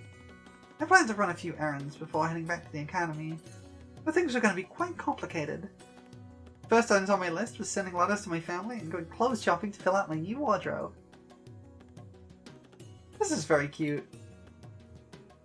Well, we have more. I thought that might be the end, but apparently not. We're on chapter 6 now. Unexpected support and complications. The silence was awkward and oppressive. It had been a day since my magical transition, and to say the least, things had gotten awkward. To prevent potential awkwardness and other issues... That is the third awkward in 2 sentences. Love it. I was allowed to move my things to the only single occupancy room in the boys' dorm. Now I was in Mr. Torrid's office as he went through the letter I had prepared to explain the situation. I sat in silence, fidgeting with a pen as he made his way through the report. Throughout his reading, he had a serious look on his face, but eventually I noticed a faint smile. Seems there's always more to learn about both people and magic, he chuckled. I was taken aback by his response. What exactly do you mean by that? I knew the effects of the Crosswise Curse and how it could cause what you refer to as gender dysphoria. I also knew of the pain it brings due to the tales of its victims that I encounter in my research. What I hadn't known is that the pain of dysphoria also occurs naturally in rare cases. Using one to nullify the other is quite clever. He stared at me with a sense of pride toward his student. Looks like I chose the right teacher to go to with this situation. Being gay is so much easier to explain. I sighed in relief. I barely got any sleep or worrying which teacher would be most accepting. Torrid chuckled once again. Magic is a field full of inexplicable mysteries and depths to explore. In my experience, people are no different. Which I had seen prior to coming to Bala as I worked with colleagues whose partner's gender matched their own. Your situation is not an example of those depths I hadn't known of before. That was when I realized that Mr. Torrid was one of the only teachers who'd never remarked upon Ray's queerness as something out of the ordinary. Back to the main subject at hand. Do you think you can put through the administrative changes I requested? I wanted to avoid getting too sidetracked. I looked back at the letter with a frown on his face. I can arrange for you to be relocated to the correct dorms and have the correct uniform, but Your last request may present a problem. Oh no. I felt my heart sink. In order to change your name from your previous one to Violet Schlosser, the King's approval is required. As this is the Royal Academy, His Majesty technically oversees enrollment and expulsion. Normally, this type of thing is left to his administrators, but with the recent incident with Lady Yu has made this a somewhat delicate situation. That's exactly what I'd feared. Needing the approval of the King to stay at the Academy as my true self. I understand. Thank you for all of your help, Mr. Torrid. The change is something I know I'll need, so it seems there's no way around needing to go to the King about it. I ended with an awkward laugh. Really don't handle bureaucracy well. Thank you very much for your help and understanding, Mr. Torrid. Pleasure's mine, Miss Violet. It's not every day a teacher learns things about people and magic from their student. I didn't think I'd ever seen him quite so cheerful. He had a sort of glow to him, like today had brought back happy memories he'd long forgotten. More paperwork. I was once again at the Royal Palace, digging through a stack of files I'd asked Rod to get for me. Salus was proving a slithery one to catch. I don't know who that is. The door opened and Rod came through, carrying yet another huge stack of papers. You sure took your time, huh? I grumbled. Sorry, Ray. I got a bit sidetracked by something I heard on the way here. As per usual. His Majesty is having an audience with a commoner student who got hit with the crosswise curse. His advisors are objecting to his request to speak to the student alone. What a coincidence this happened so soon after you, huh? Could it be? My pen clattered onto the floor as I dropped it in surprise. Ray? Rod had noticed I was caught off guard. Sorry, Rod, there's something I need to urgently check. I ran off in a hurry, doubled back, and put my head through the doorway. Just so you know, she is a girl, through and through. As I rushed off again, I could hear his confusion. What the heck was that about? I was sitting in the waiting room at the Royal Palace. I'd never been this nervous in my entire life. At least I was enjoying wearing my new girl's uniform. It was so cute and elegant.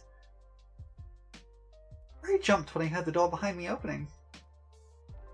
I knew it was you! I heard a familiar voice and turned around to see that it was Ray. It was a welcome surprise to see a familiar face here. I quickly filled her in on the sequence of events that had led to this situation. So that's why you're here. The special circumstances around your name change raised enough red flags that the King declared the whole thing up. I'm not surprised his advisors are on edge, given what recently happened with you. I would like to try and handle this myself, as you've already helped me more than I could possibly hope to repay. I was so incredibly grateful, but I wanted to take my fate into my own hands. He looked at me with understanding. I need to drink some tea, my throat is hurting.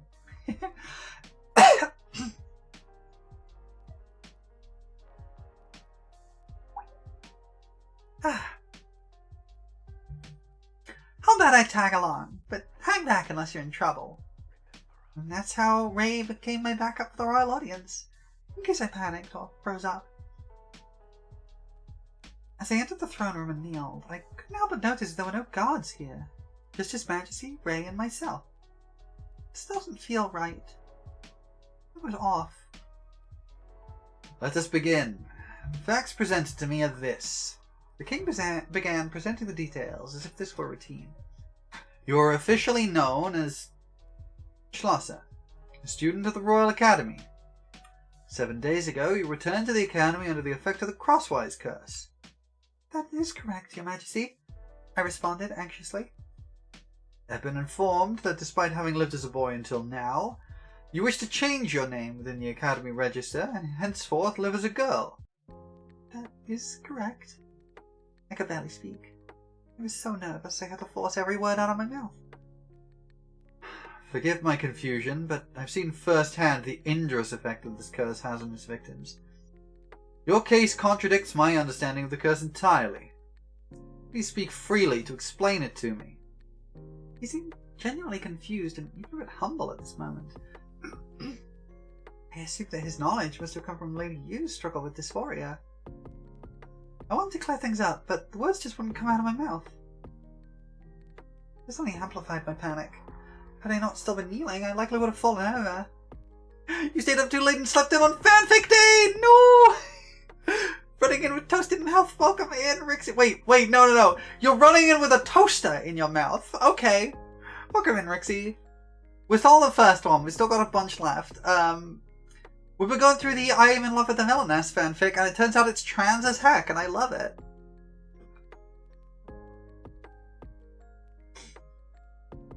If I may, Your Majesty, Ray broke the silence as she noticed my distress. I fear Miss Schlosser has been overwhelmed by the pressure.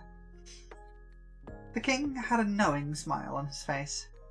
Miss Taylor, I assumed you had your reasons for joining. Please, help clear up my confusion.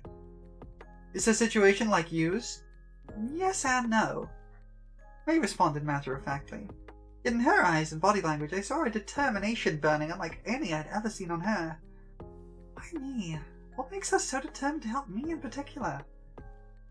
The kind of pain is identical, a mismatch between mind and body. However, unlikely to you, Violet's pain was naturally occurring, not caused by a curse. I noticed Relaire had snuck out of Ray's pocket and approached me. Petting her helped calm me down. The king pondered for a moment. So you used this curse to counteract this pain? Yes, Your Majesty. She is truly happier now than before? I lifted my head. I was ready to speak for myself now, thanks to Relaire. That is correct, Your Majesty. Since that day I've been able to live freely without hiding my true self. The curse has let me be truly comfortable in my body for the first time in my life. There's nothing anyone could do to make me regret my decision to take on the Crossways curse. Much to Ray's surprise, I managed to calm myself down and answered in my own words. I told Ray I'd be taking my fate into my own hands, and I refused to go back on my word. I've made my decision, announced the king. As of today, Schlosser has been expelled from the Royal Academy. You have 1 week to gather your things and move out of the dormitories. My blood felt like it had frozen in my veins. Your Majesty, Ray tried to interrupt, but the king signaled her to keep her quiet. And at the beginning of the next year, Violet Schlosser shall enroll as a new student. Those words were a huge relief to hear, causing nearly all of the tension that had built up to disappear. Glad I don't have to choose between being myself and my education. Thank you, Your Majesty, I exclaimed in surprise and excitement. And forgive me for freezing up earlier. I had underestimated the pressure I'd feel in this situation. Of course. And I hope you'll forgive a father's curiosity and desire to understand his daughter's struggles. His voice had a softer tone than usual. Hope this gave him a better understanding of Hugh's feelings.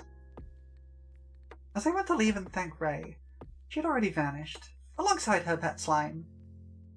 With my future arranged, I felt as if a huge weight was lifted off my shoulders. I could plan my next moves in peace on the nice long walk back to the academy. This is so cute.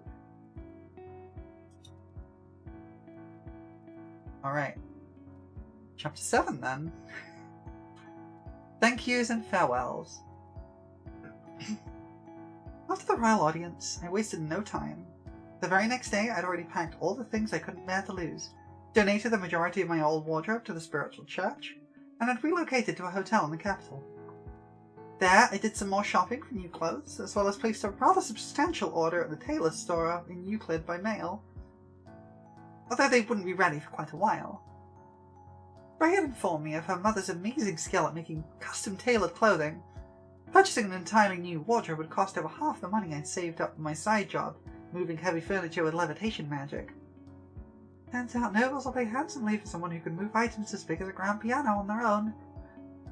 As I was admiring my new clothes in my hotel room mirror, I heard a knock on the door. I opened it and was greeted by a familiar and cheeky voice. Did you really think we'd let you leave without a goodbye? It was Ray. She was accompanied by Claire, and I could even spy Lily lurking by the stairs. Seems like she doesn't want to be involved. However, something was rather odd. What brings you all here? And why are you dressed like that? They were all dressed in old, worn commoner's clothes, something I never expected to see Claire wearing.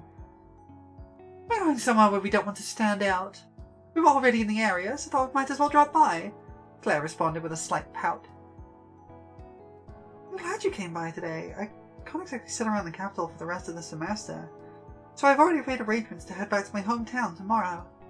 It's about halfway between here and Euclid. I pointed towards my bags, mostly packed to go. Hopefully the lads I sent ahead to my mom as well as my brother who lives in Suswip. Enough to prepare them to meet the real me. Sorry for rambling. Rhys smiled at my embarrassment. We won't keep you long, but we did bring a few farewell gifts. At Ray's request, Claire presented hers first. It was an old, worn suitcase. I placed it on the floor and inspected its contents. It was filled to the brim with clothes that were suitable for a girl. I couldn't tell if they were on the high end of commoners' clothing or the low end of nobles' clothing. In my surprise, I nearly missed that a spare maid uniform from the cafe was included. Aw, they remembered! Did you buy these? I asked in disbelief. This is a very generous gift. No, but they're not mine, Claire said.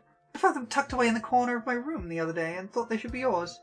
They don't belong to Ray, but they don't match Linnea's size either. Claire sounded puzzled, as if she was trying to remember a hazy dream. Welcome back, Squidzev. There's also a tinge of sadness to her voice. You made hot sauce? Let's go! That sounds so good, actually. I want hot sauce. How would she not know who left something like that behind in her room? Why does that make her so sad? I am concerned because I think I know who these clothes belong to, but I don't know why she doesn't remember. I need to read more of this story. Ray presented 2 medium-sized envelopes full of notes and papers. One had her name on it. The other was signed by Misha Yer. Yer? I don't actually know how to pronounce that. I compiled some notes and information that you might find interesting. My envelope contained some notes on queer people like yourself, both in terms of sexuality and gender. I asked Misha for some tips on sound magic and other types of wind magic, since that's your specialty. I had nearly forgotten that Misha, Ray's former roommate, was an expert at wind magic, and was capable of using sound magic offensively. Maybe I can recreate the defensive and offensive magic he used against Prince Rod during the Air Academy night battle. Thank you so much, both of you! I couldn't resist leaping forward to hug both of them, nearly causing all 3 of us to tumble over. I owe these girls more than I could ever express. Have I always been this much of a hugger? I quickly grabbed a spare envelope of paper to write a short letter. I handed it to Ray, along with another letter I'd prepared earlier. No, you're adorable, Zogi! Welcome in. We're reading gay and trans fanfic. How are you doing, Zoe? Hope you're having a good day. So you were playing Jedi Survivor earlier? Hope you had fun. Okay, what do we get to? Jedi Fallen Order. Okay. I forgot which one is which. Did you use it? I have to ask, did you use the Galcastus mod? Because I've not played those, but I kind of want to just so I can use the Galcastus mod.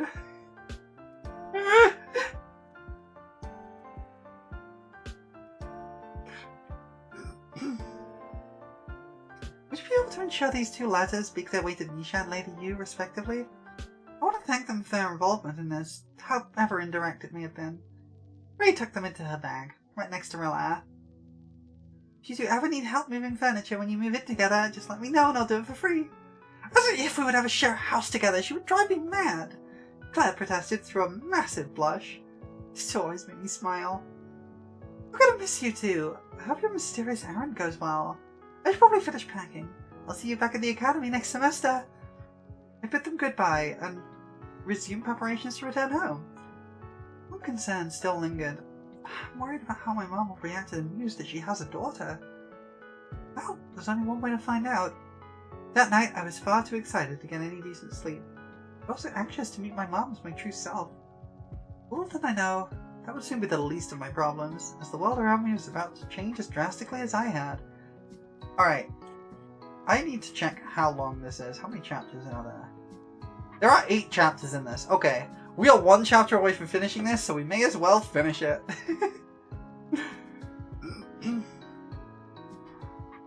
Chapter 8. My New Life. Returning to my hometown felt strange. It felt like it had barely changed in contrast to my complete transformation. I felt hesitant, maybe even a little afraid, when I reached my house. But I knew I couldn't delay the inevitable. I knocked on the door and braced myself. My mom couldn't believe her eyes when she saw me, but she immediately recognized me and quickly noticed how much happier and open I'd become. We spent the rest of the day talking about my situation, clearing up any questions and misunderstandings she had. While she occasionally stumbled with using the correct name, she was trying her best to understand and accept me. I looked forward to spending the next several months peacefully, spending time with my mother as her daughter. But unfortunately, that wasn't to be. Mount Cecil erupted the very next day, throwing our town and the entire country into chaos.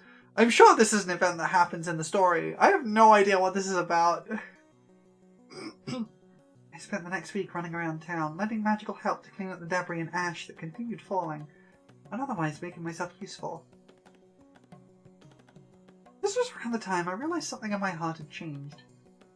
The old me would have kept to herself and not concerned herself with the trouble of others. But now I couldn't sit back and do nothing while having the power to help people. As opportunities for me to help people dried up in my hometown, I reached out to the spiritual church in the capital to offer my assistance in whatever way I could. I immediately recognized the handwriting of the reply I received as belonging to Misha. She directed me to an outpost of the church on the outskirts of the capital, where they continuously pointed me towards tasks I could help with, from clearing rubble to moving supplies or furniture, and more. In what time I could spare, I spent practicing new magic among the rubble with the help of Misha's notes. Things were made even more difficult when the revolution came a few weeks later and overthrew the noble families who'd ruled over our region. Nonetheless, I kept trying to help. I was worried for all my classmates of the academy who had been nobles.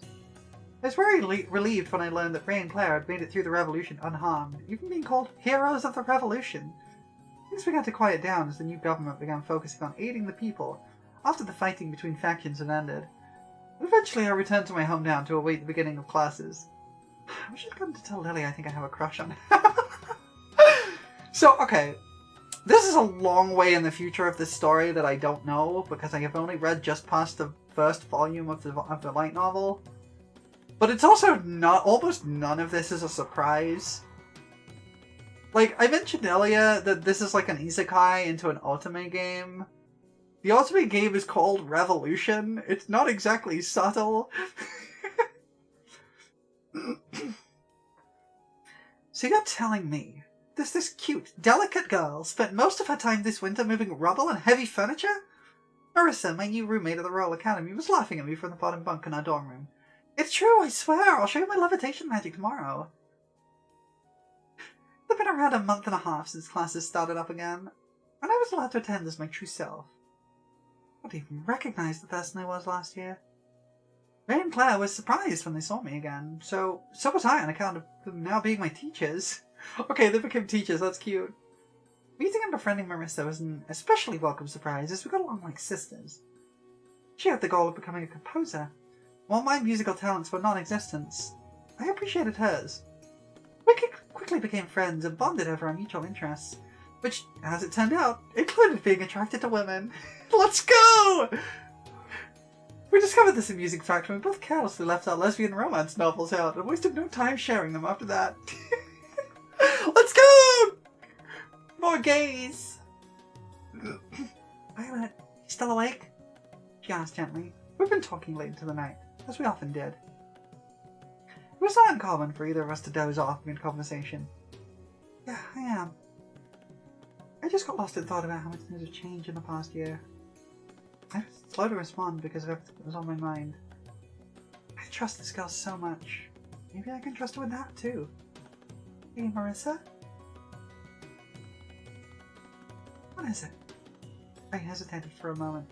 No crying back now. Do you believe that under very specific conditions, a curse could be used for good? Bit of a random question, but She pondered for a bit. I'm not quite sure what you mean. Took you this long to recognize the names Ray and Claire? You were wondering what this is a fanfic of? Yeah, it's I'm in love with the villainess.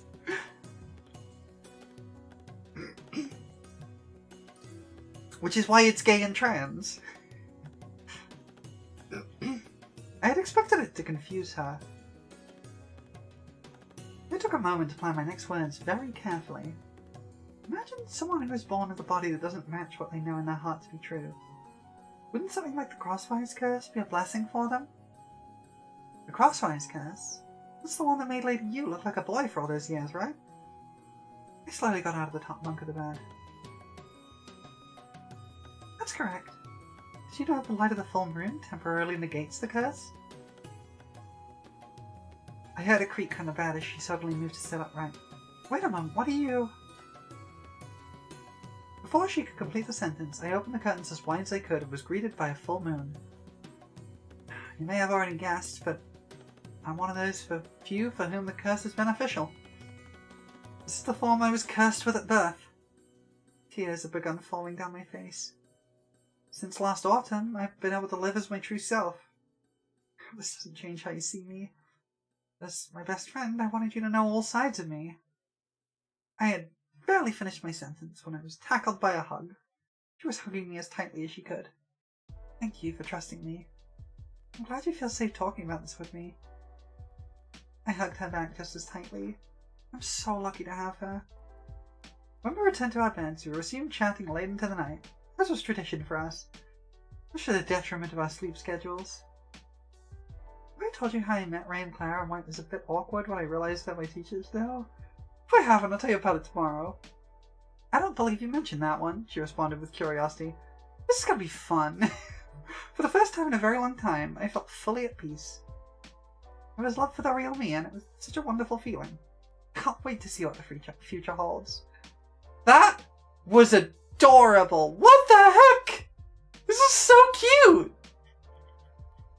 This is such a cute little fanfic!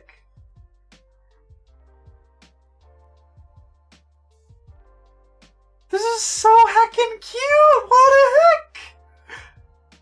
This is really sweet. So this was Violet Among the Lilies by Synthetic Synth, who, according to the notes, from what I see, was basically using this as a way to write down, presumably, her feelings on transition and the lead up to it.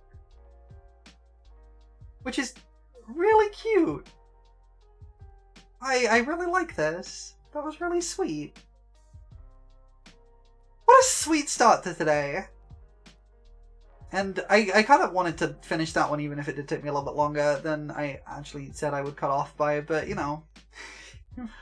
Alright though, before we move on to the next one, I am going to take a short break because I need to get some more tea because there's a lot of reading and I need to make sure I am hydrated. So I will be back in a few minutes. I will run an ad to get myself some tea, and then when we get back, we'll start the next fanfic, which should be a fun one. I actually know the author of this one too, so that should be fun. I will see you in a few minutes. Get yourselves a snack and a stretch or whatever you gotta do, and I will do the same. We'll reconvene in a moment.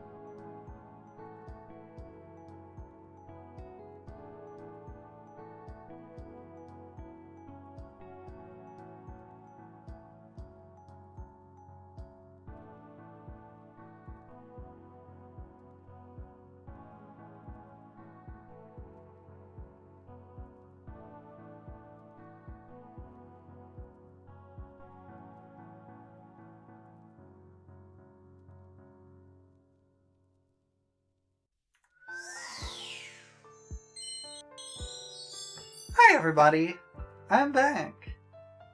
As you may note, I have the second fanfiction up here. So this fanfiction is a Final Fantasy XIV fanfiction. What it looks like, it contains some spoilers up to the end of Endwalker's main story. Quick glance at this suggests yes it does. However, that is up to you whether you want to take those warnings or not. Alright, so I actually know the author of this fanfiction. It says, As Wyrm Man by Division10. Was a friendo in a community that I play some FF14 with sometimes.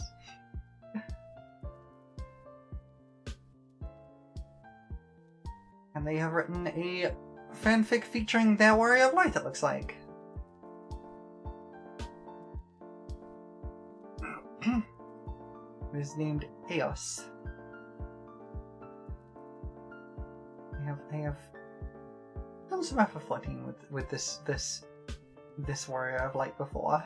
I've played FF14 with them before. Alright. How many chapters is this one? This is only the one chapter. Okay, I don't know how long this chapter is. It looks like it's a fairly short one, actually. So I guess we will dive right in. I hope everyone had a good break. I got myself some more tea. Had a stretch. I am ready to go. Alright. As Wyrm Man. Eos sniffled, tears streaking down his face. You might duck out. You haven't touched the game in a while, and the Animal Crossing just gets so excited about it. Get back to it in a while longer. Yeah, I doubt it's gonna give like intense spoilers. It's just gonna like, yeah, it's not gonna be like super long, and I doubt it's gonna go into like any of the like real details of like the major story plot elements.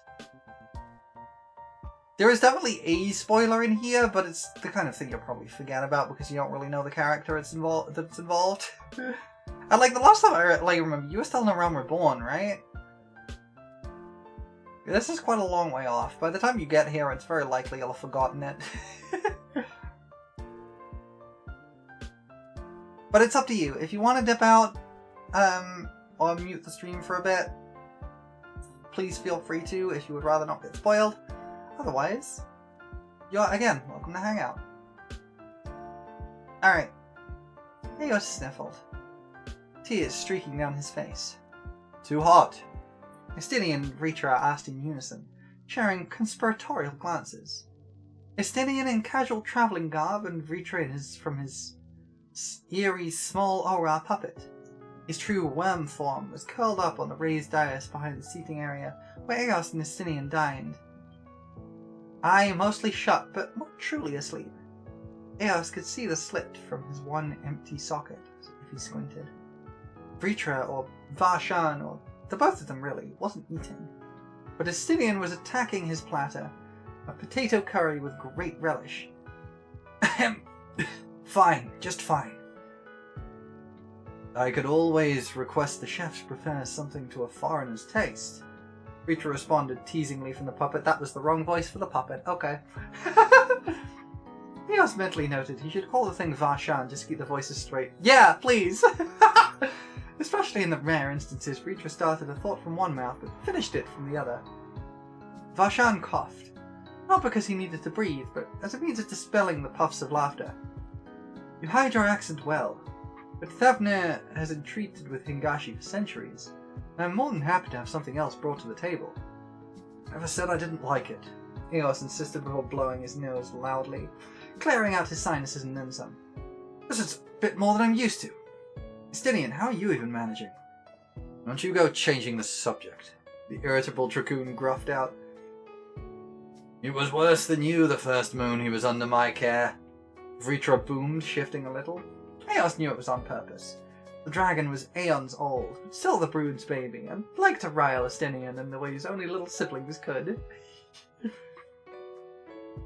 Eos flicked his head to look at the reclining leader of Thavnair, head resting on a pillow that would be large enough to be his own mattress. "Do you like this, Ritra?" he asked, sweeping a hand to the spread of curries, rice, and flatbreads. "I prefer my dinner raw," the Wyrm muttered, adjusting, tucking in one of his wings. He winced, and for a moment Eos saw the same pain cross the face of the puppet, sitting across him on a silk settee, neither eating nor drinking the feast laid before a Stinian and a warrior of light. "Speaking of things that are raw, how's your side healing?" Eos asked, already having seen the answer when Richard shifted himself for just a moment. Dragons couldn't get an infection the same way men could, but they could still get something close enough for the difference to not matter.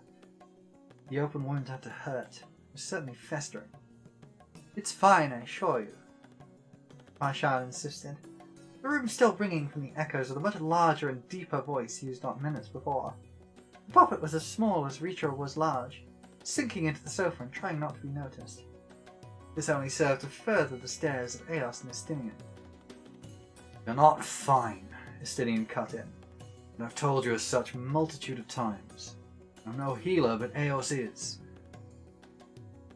"And this was your pretext to take dinner in the palace," Eos replied, suddenly realizing that Estinian had called him to supper for more than just a pleasant, if not utterly mouth-burning meal. "I've dealt with draconian infection before. Let me see it." "No," Varshan insisted petulantly. "Ritra," Eos said, and what he hoped was something commanding, given that he wasn't sure whether to direct his order at the doll on the sofa, or its puppet master resting not far away.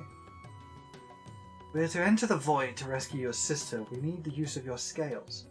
Scales we can't take if they have become steeped in taint. Don't give me that look. I know what dragon came to do to a water supply." He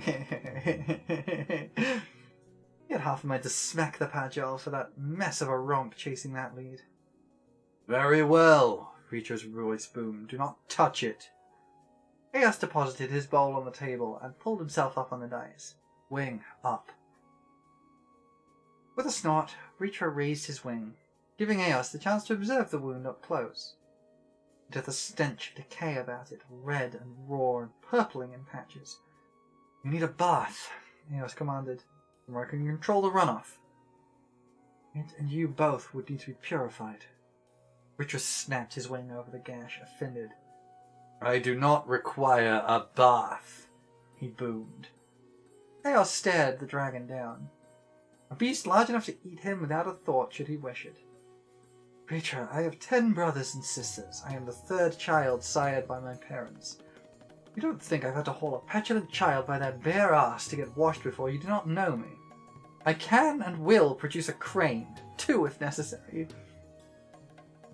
"Hey, but welcome in, Alexei."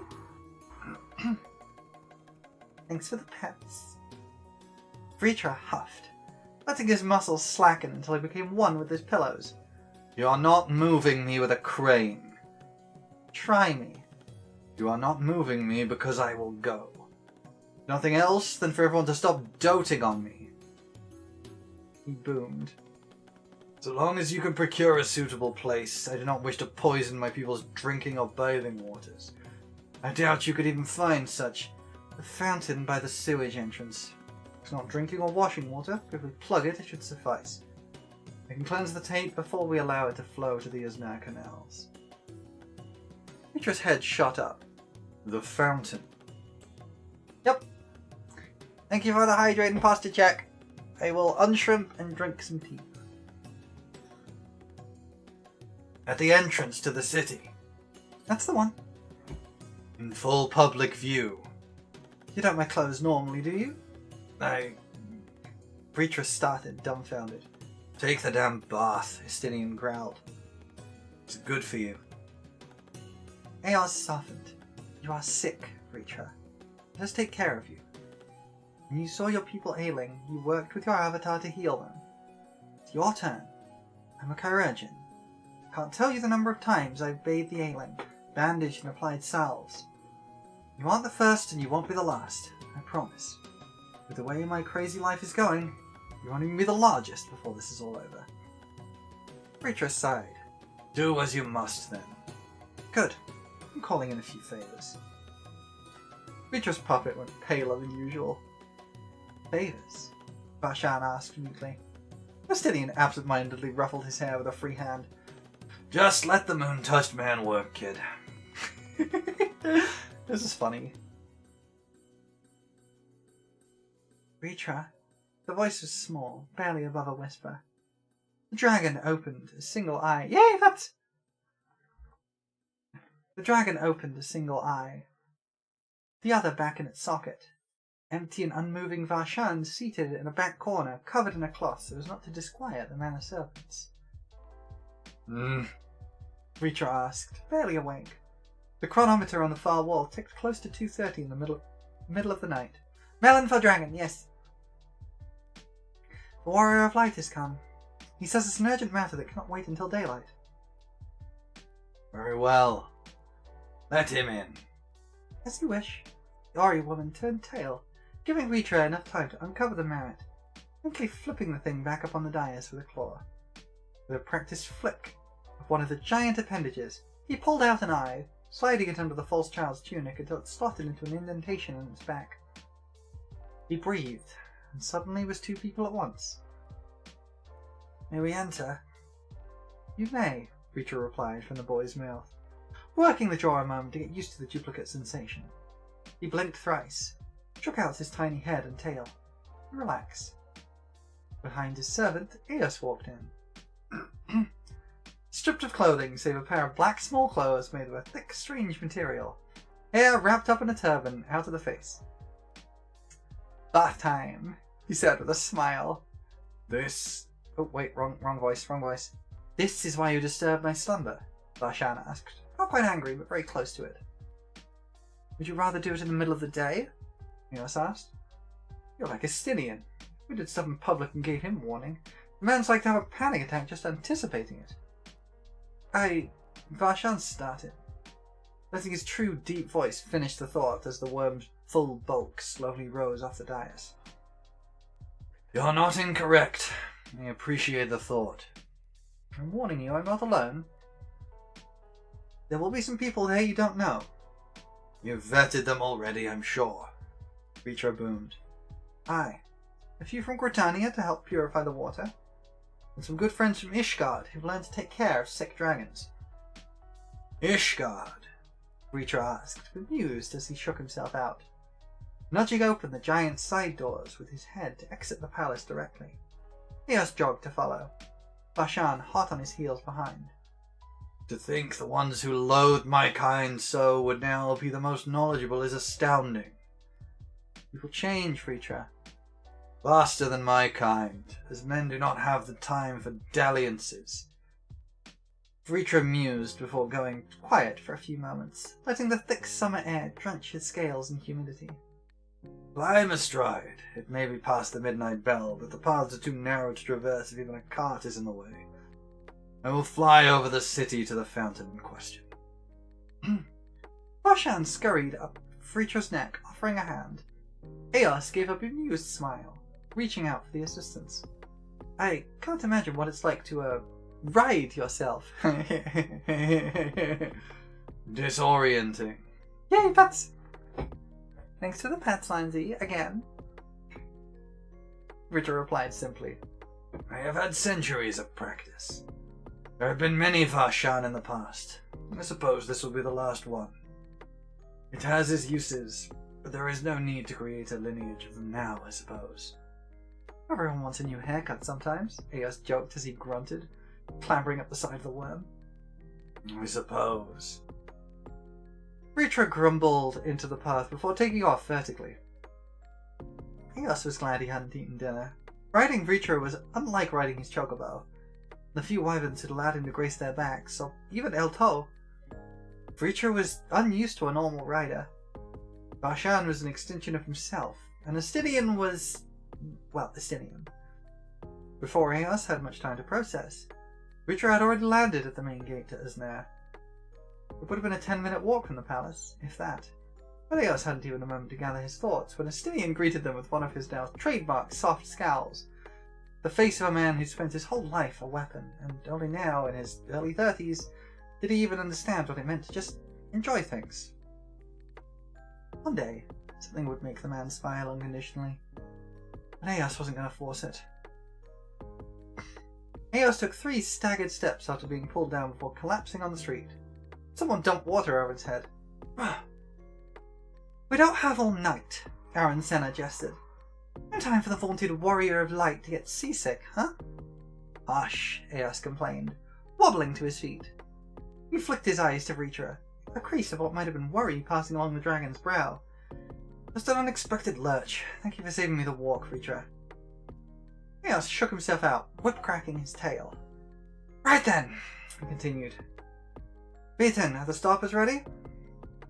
A distracted Ellison looked up from inside from inside the turned-off fountain. Tested them half a bell ago. They're airtight, he smiled wryly as he hauled himself out of the giant tilted basin.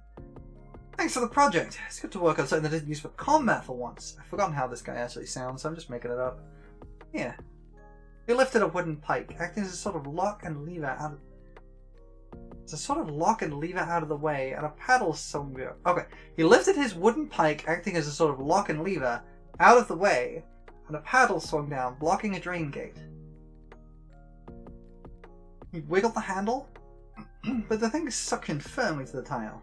He then pressed on a different lever.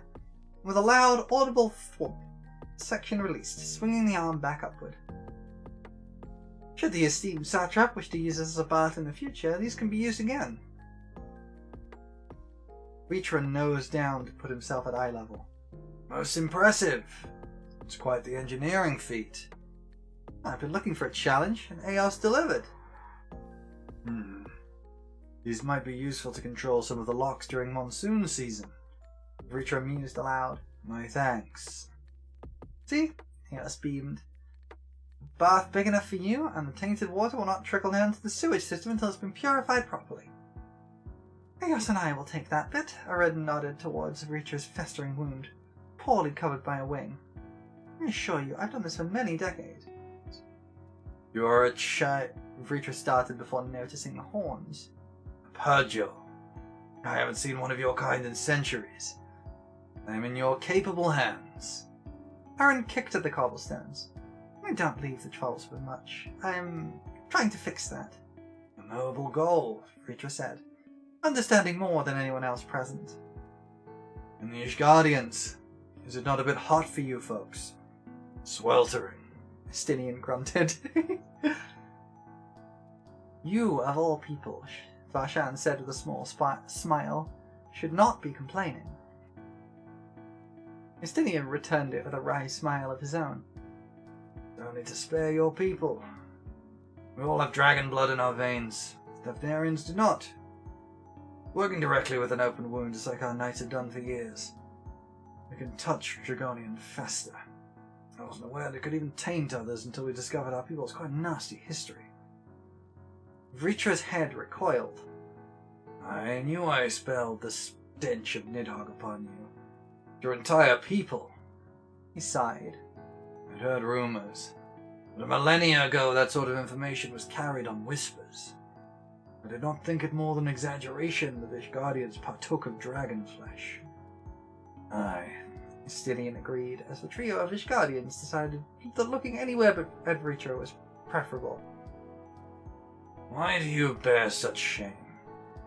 The millennium past is so far removed from you? Vritra asked. Just because it is the blink of an eye for me does not mean you share that fate. When you live through an eternal war thanks to the sins of one's fathers, Estinian admitted softly, kicking a loose cobblestone, you bear a heavy burden. Aye. Vritra agreed. These voices are really heckin' hard to do! Why isn't all of the characters with the deepest, graveliest voices? The best time to put down a heavy stone is to never pick it up. But the second best time is now. Estinian looked up and broke into a genuine grin. You will put down that stone scraping your hide then, O mighty satrap. Vritra scoffed. Fill the basin, regret wagging my tongue. Vritra took one cautious step, not another, and finally settled in the water, grunting as he relaxed. Finally lowering all the way in, he hissed loudly. I've already treated the water, Aaron admitted. I will smart the wound, I hope not too terribly. It's Nothing. Beatrice sighed out, adjusting himself as Estinian and 2 other Ishgardians took to the water. Buckets of something acrid smelling on the wooden planks so they floated alongside. What are you doing? He added, panicked, as he noticed the water around his wound turning an angry purple. I told you, the worm taint can't affect us. We already have dragon blood in our veins. Estinian made a sound halfway between a laugh and a snort. We just can't swallow the stuff or we might transform. That is hardly better. Beatrice said with a panic, beginning to thrash. You stay calm, Estinian chided dryly. We will not need to contend with waves on our faces. Let us clear it out. Almost immediately, one of the members pulled under when one of the waves crashed against the side of the fountain basin, swapping direction and pushing back towards the dragon. The self-designated helpers. A moment later, a sopping wet, mildly annoyed dragonette, about 2 yards in size and a ruddy reddish hue, doggy paddled to the surface. My swimming trunks were pulled down by the undertow, was his only annoyed comment as he dragged himself out of the basin, shaking himself off like a dog, once Aaron purified him from a safe distance. Someone get me a spare. I'll be back in once I can change back. Ritra blinked thrice, in shock. That... I told you, Estinian said, more annoyed that Pasatra, his friend, was being an idiot than the petulant former convictor stretched out on the paving stones, erratically swatting his tail at flies than he was about his countrymen transforming. I told you, we already have the worm in us. Dealing with your affliction is hardly more than a minor inconvenience. Isn't that right, Sayudas? Shut your gob, Estinian, the petulant night-churned dragon replies, lest you put yourself out of commission a while. Melon! Ritra just shook his head. Above the water, and not in it so as not to slosh more around, and laughed heartily. Children of men never fail to amaze. Well, melon because dragon. Yeah, melon for dragon. Dragons get melons. You still panic, Estinian noted, finally getting close enough to the festa now that the waves had stilled. I fear Wyrm and I touch this, you'll thrash again. And then you will have to wait for 3 annoyed dragonets to turn back to men to continue. Ritra steeled himself. You are not incorrect, Estinian. Truth be told, the rune's smart enough without prodding. I fear I will send the entirety of this basin out should you place a hand upon it. I shall instead focus my attention to my wayward eye. Carefully, Ritra lowered his head, curling up in such a way as to leave the wound just above the water easily reached. Eos eyed Vashan, the doll whip-cracking its tail before blinking. I will go for a walk. Elsewhere. I do not want to flinch watching myself and lengthen this process further. Vashan nodded to the knight Estinian called Eunice. Your scales are lovely, the colour of Rathatuscus. As I said, I've heard the tales of Ishgar, though I thought them exaggerated. You would technically be of her brood, no? Eunice tilted his head away, almond-shaped eyes looking to the paving stones rather than the ruler of Fafnir. Aye, Your Highness. A horrid history, that. And not your doing, Vashan reminded him. She would be happy knowing her children flourish, as I am the people of Fafnir. And take my leave. With a twirl on his heels, Vashan walked away, up towards the river and the mulberry orchard. Ritra! Vashan whipped his head, seeing Eos towering over him. The simulacrum was sitting on a smooth rock next to the river. Smooth rock! Smooth rock! F's in chat for smooth rock. If you know, you know.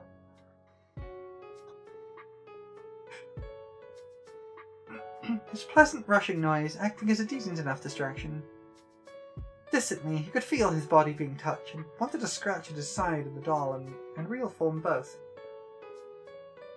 Eos squatted, before sliding in on the rock next to him, thumping his tail over the smaller one of the puppet. Richard knew it was a comforting gesture that adult Aurora still did to their children's nervous tails, acting almost as a weighted blanket. He could certainly still move his around, but it was pleasant and oddly comforting to have the rope-like weight grounding him. You treat me like a child, Vashan sputtered out. I treat people as they act, Eos replied with a wry smile, opening his left arm for Vashan to lean against him if he chose. And you may be aeons my senior, but you act as a child. You are treated as a child. Vashan leaned into the offered warmth, and Eos put the open arm around him. Do you miss your siblings? He asked, looking up at the stern aura. Every day, Eos replied with a small nod. While the Scions and myself were dealing with the Doman Rebellion, using Kingashi as a base of operations, they were a quarter bell's walk away. Half a bell if I got stuck at the customs office to go to the non-open side of the city, but couldn't visit and put them in danger, politically or literally. My family needs its name untarnished, and I was whisked to another shard. Then the final days, and then? I don't know how to go home to my parents after all this. What do I even say? The same thing I will say when Ashdaya is here again. Welcome home. It's not that easy. It certainly is, Vashan blinked, realizing that they'd sent one of their best healers away from the basin to him instead. You sent me here to distract me. What did I do now? You kicked Estinian in the gut. Gripping Vashan tight, Eos snorted, gripping Vashan tightly when the simulacra made a move to bolt, presumably to the fountain. He's fine. He just swallowed some water. Garian is almost done washing the wound and applying the salve. Should soon be safe for regular men to touch once the water is purified and drained. And Estinian? Slunk off somewhere. He'll come back when he has 2 legs again. He doesn't like seeing himself in that form. May not be Nidhogg, but it still cuts him deeply. Did I ask him if he wants to fly beside me? I have not missed how much he looks to the sky. Stride your back, perhaps, but not as a dragon yet. Don't force it. Vashan just nodded, giving Eos a moment to let the humid air warm his bare skin before beginning to speak up again. Having Vashan by his side felt too much like the last time before he left home. His sister Hama leaned into him as they waited for the vessel to pull into Kugane Harbor at the crack of dawn. You've never had children. Vashan nodded into his bare side. The isle is too small for a brood along with all the men and creatures here. More dragons would stabilize the ecosystem. You know, I do know of another ruler who's cooped up inside far too long, and who could use more time in the air if you wished a dragon to fly with. I will drag Amaric away from his goddamn desk if you want. And Estinian seeing his friend in the sky and him on the ground might get him to the air too. Amaric? Ah, the House Speaker of Ishgard. Somehow it slipped my mind he would be of draconic stock as well.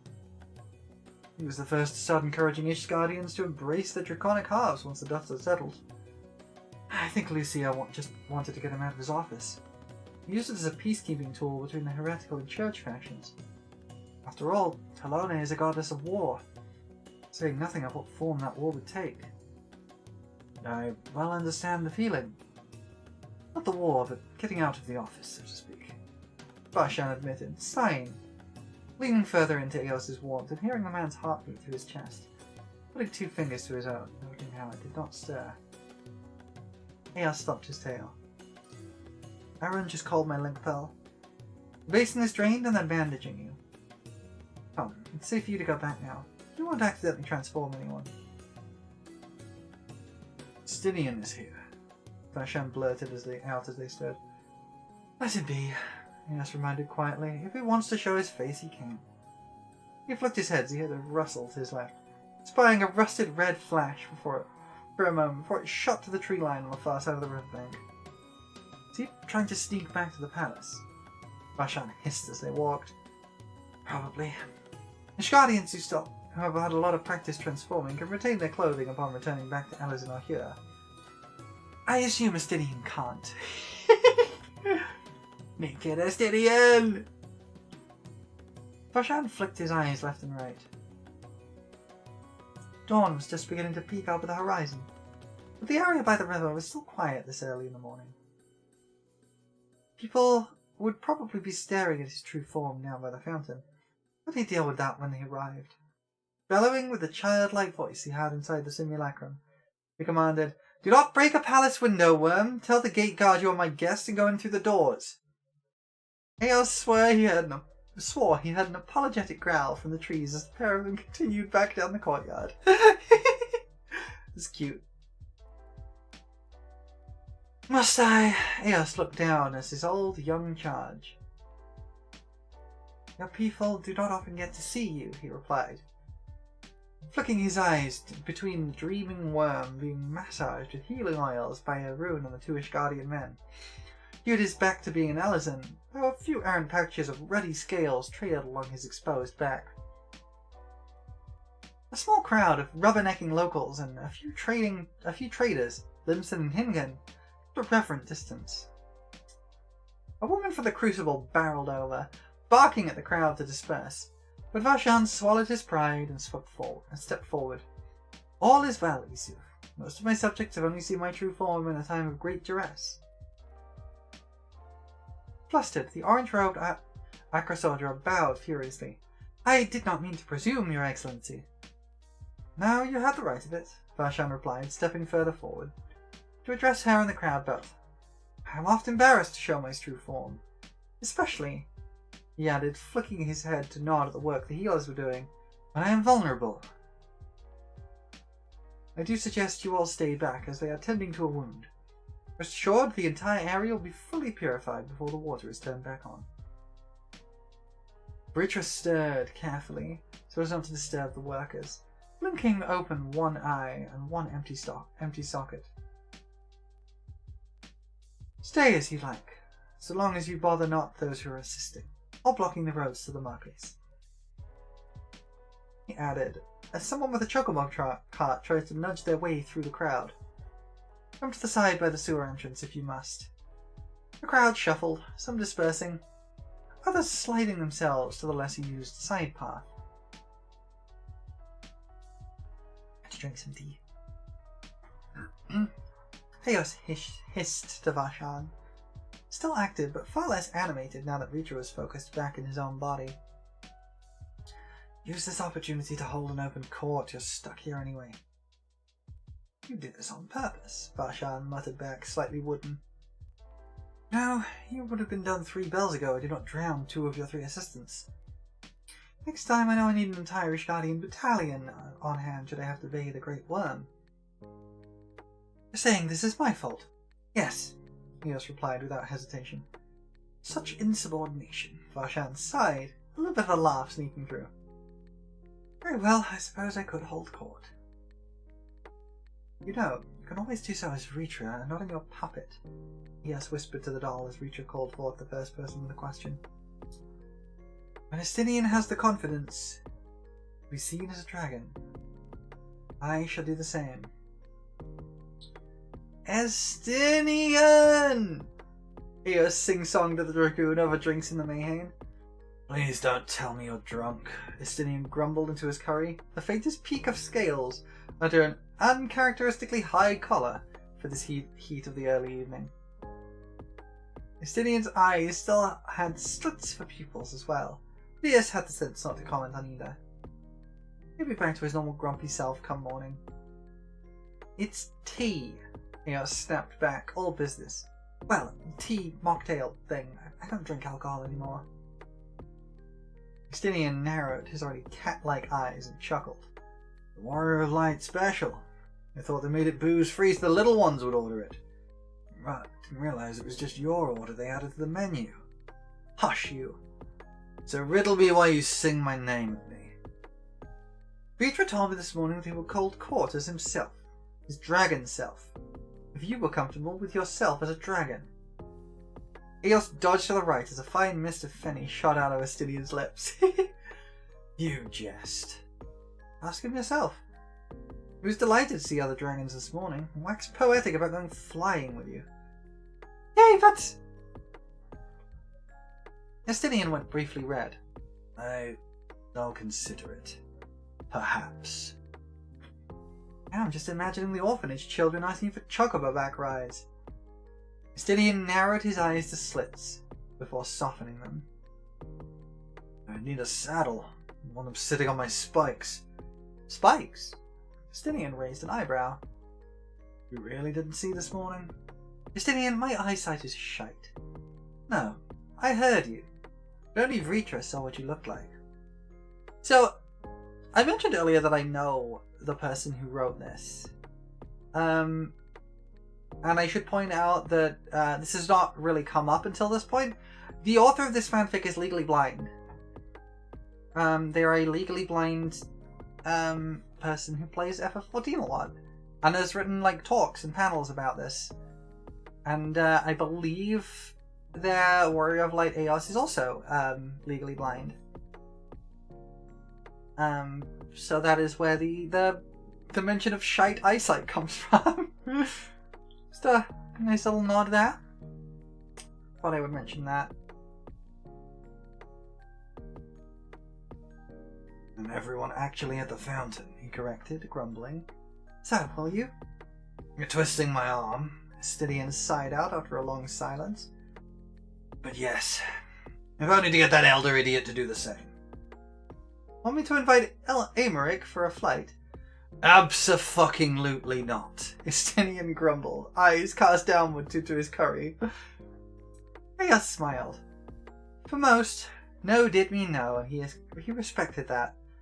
But from Justinian, that was a clear invitation as writing it in neon chalk with a crucible on his forehead. He and Vritra really were two peas of the same pod. Next time I throw both of you in the same fountain for a bath. Eos commented idly as he sipped his tea and fruit juice concoction. Fail to wash your armor one time, Justinian sighed, diving back into his dish. They really were the same, they really were.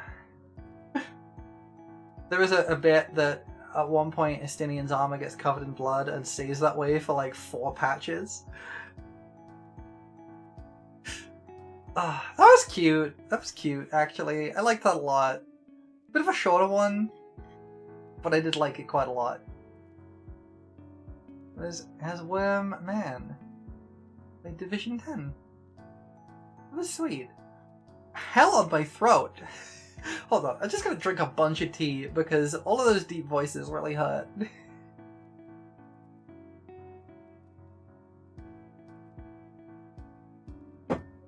Alright. We've now read through 2 fanfics. I guess we'll move on to the 3rd one. How many chapters is this one? Okay, so this one has 19 chapters currently finished. We're not finishing this one. This is also, for a franchise I know nothing about, so this is going to be really funny.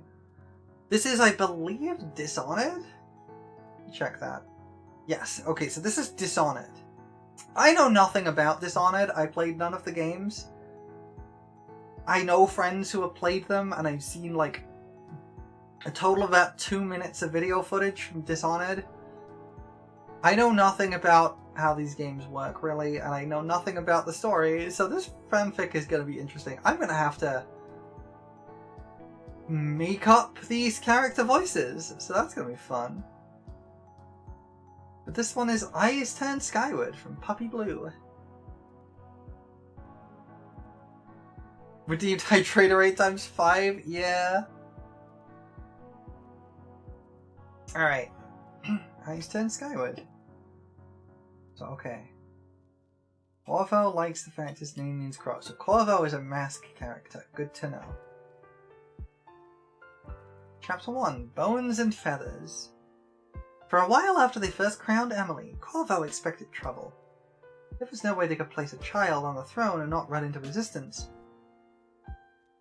And he knew he was not the only one concerned. She'll need advisors, you know, and soon. Callista told him again the day before the coronation, pushing her frazzled hair behind her ears after she finished talking with some of the servants. Maybe not a Lord Regent after everything, but people aren't going to trust a 10-year-old to lead on her own, rightful Empress or not. Can I choose my own? Emily piped up from her place at the table by the window, bent over with some pinks she'd wrangled from Sokolov. Callista glanced at him in consternation. The unmistakable crash of someone dropping something delicate in the next room had her moving off to investigate it. Only, Mother's advisors were so boring. I want somebody exciting. Use some sailors or some of the watchmen. Her hands danced as she spoke, splashing dots of colour across the paper, as the paint splattered off her brush. Corvo smiled at the disgruntled noise she made when she noticed. You can help choose, but I'm afraid most of your choices are going to be noblemen and a few dusty old scholars. She pouted at him for a moment and sighed. Well, I'll figure something out. I hope you told her no, Callista called out from the doorway, apparently too far away to hear them clearly. He said maybe. There was a giggle hidden in Emily's voice, and even as Callista fussed at them both, Corvo felt truly at ease for the first time in what felt like years. And so, in the weeks that followed, there were the usual court politics. As dull as he remembered them to be. Nobles jostled for position, and eventually Emily ended up with a full array of advisors, all of whom Corvo had personally checked. Any remnants of the Pendleton and Boyle families were conspicuously absent. No idea what's going on, but it's fine. But beyond the hazards of court, there were no assassination attempts, no revolts stirred up or contenders for the throne attempting to use Emily's youth against her. The city was too busy trying to keep itself alive, and they spent the next few months desperately trying to help wherever possible, treading water as they tried to keep the city from sinking until finally there was a cure for the plague. Sokolov and Piero had retained their unlikely friendship, with achieving what neither could have managed alone. With the end of the plague in sight, the city could actually begin to heal. The healthy started a long, slow process of rebuilding, burning the dead and sweeping out of the city's state of decay. When Corvo discreetly checked, talk amongst the people about their new empress was overwhelmingly positive. Buoyed by the general air of hope and relief, the trouble he'd expected seemed ever more unlikely. In fact, the most dangerous problem they were currently facing was the Weepers. Sokolov and Piero's cure for the plague was the miracle they'd all been praying for. But while the healthy took it with much relief and celebration, the Weepers were another story entirely. Plague-mad, wild, and dangerous to even approach. Rounding them up and forcing the cure into them was a slow and risky process. It turned out there were far more of them than anyone had realized. I'm not saying we should just leave them, Colonel confided to him one day after delivering another report. Only suggesting that we focus our efforts on aiding the healthy first. It takes a great deal of time and men to safely handle the Weepers, and we've very few men to spare. Emily didn't agree when he passed the message along. Every day we leave them out there, more of them die. Emily's jaw was set and her chin up, face filled with a serious determination that seemed less childish by the day. Corvo sipped a glass of whiskey, watching the fire accentuate the angles of her face in the evening gloom. It was a new tradition of theirs, mirroring one he used to have with her mother, meeting in the evenings to drink and talk, since I'm almost 11 now Corvo was apparently too old for him to tuck in at night anymore. He refrained from telling her that he still checked in on her sometimes, when the nights were too quiet and his own heartbeat too loud in his ears. Emily frowned at him mushily over her glass of warmed ox milk, as though he had argued with her. Hi, Emperor! You're welcome to hang out. Thank you for the lurk. I talked to Pierre, you know, and he says they're still people. They're just sick. And we can fix that now. It's my job to help them, even if it's hard. I know, he told her seriously. I think it's the right thing to do. She settled back in her chair, appeased but still thoughtful, and the echo of her mother in Emily had never seemed stronger than in that moment. And some of Jessamine's last words been the same? They're my citizens, and we will save them from the plague if we can. All of them. He had to look away, blinking hard as the dull ache of loss flared fever-hot for a painful second. He almost startled when a small hand touched his own. He looked down to find her watching him, her eyes solemn and too knowing. Her voice was quiet as she asked, Do you think Mother would be happy with what I'm doing? He grasped her hand tightly for a second. Yes, she'd be so proud of you. He was so proud of her. Colonel was also right. Between the ravages of the plague, the naval blockade, and the other isles, The other isles had yet to dissolve, and a recent purge of the most corrupt of the City Watch. They were spread far too thin and in dangerous time. He turned the problem over in his mind, trying to ignore the thought that had been growing in his mind for quite some time now. But the fact was that he was starting to feel a bit, well, useless. Jessamine had been an active empress, often holding court or walking down in the city among her people, which had kept Corvo's days very busy indeed. Emily, though she shared her mother's love for her subjects, had none of the experience or knowledge that a young empress needed. And so, aside from the occasional appearance in court, her days were spent in the palace attending lessons. Even her free days were spent mostly dragging adults into her favourite games in the gardens. Emily remained safe behind the walls and guards of the tower, and the Lord Protector was relegated to mostly scheduling guard patrols and collecting reports and complaints for when she had time to read them. He'd already destroyed several practice dummies trying to take the edge off, and he sometimes liked to imagine that the rooftops were covered in footprints from the evenings where he would blink all over the building to keep his skills sharp and tire himself out. He was nothing, but thankful that Emily's rule was beginning as a peaceful one. With nothing to distract him, he was restless, confined in a place that once felt like home. He managed a few more days of restive, busy work before he gave in and approached Emily with an idea. It would be safe, he reassured her, still not entirely sure whether he wanted her to agree or not. I'll still be here for any court appearances or trips into the city. You'll be with your tutors or the advisors most days, and the palace guards will always be there. She listened quietly as he explained, chewing on her cheek the way she did when she was anxious. But when he finished, all she asked was, "Are you sure?" No, he really wasn't, but I think I can help, he told her honestly. If you want me to stay, I will. No, she shook her head. Her eyes were wide and worried. Lovely show for the audience. Saxmith, welcome in! Thank you for the raid! How are you doing, friend? Get in the water! Shipwreck imminent! Oh no! Wait, I'm not at sea. Welcome in! How are you? How was your stream? What were you up to? Please tell me your stories. Welcome in, everybody! For those who may not know me, I am Prolo. I am a Moon Fairy VTuber. I have not committed any crimes recently, and today we are reading fanfiction! If you've come in with the raid and you need to get yourself some post-stream self-care, a snack, a nap, something to drink, something to eat, whatever you need, then please feel free to, otherwise you are more than welcome to hang out. Stream is chill, we're trying to make a tale of animating stuff. Animating is really hard. I've only just kind of got the hang of drawing a little bit, and I'm not ready to take on animation. Animation's real tough. I hope you can get it.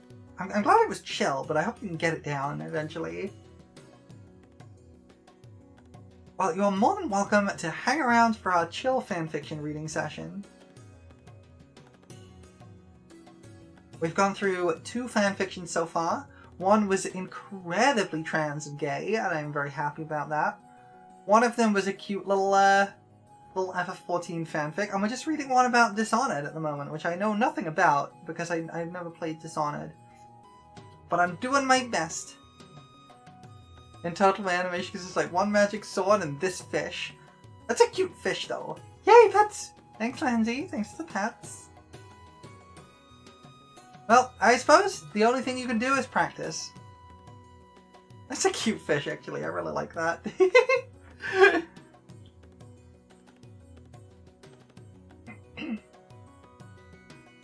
Yeah, feel free to chill and hang out.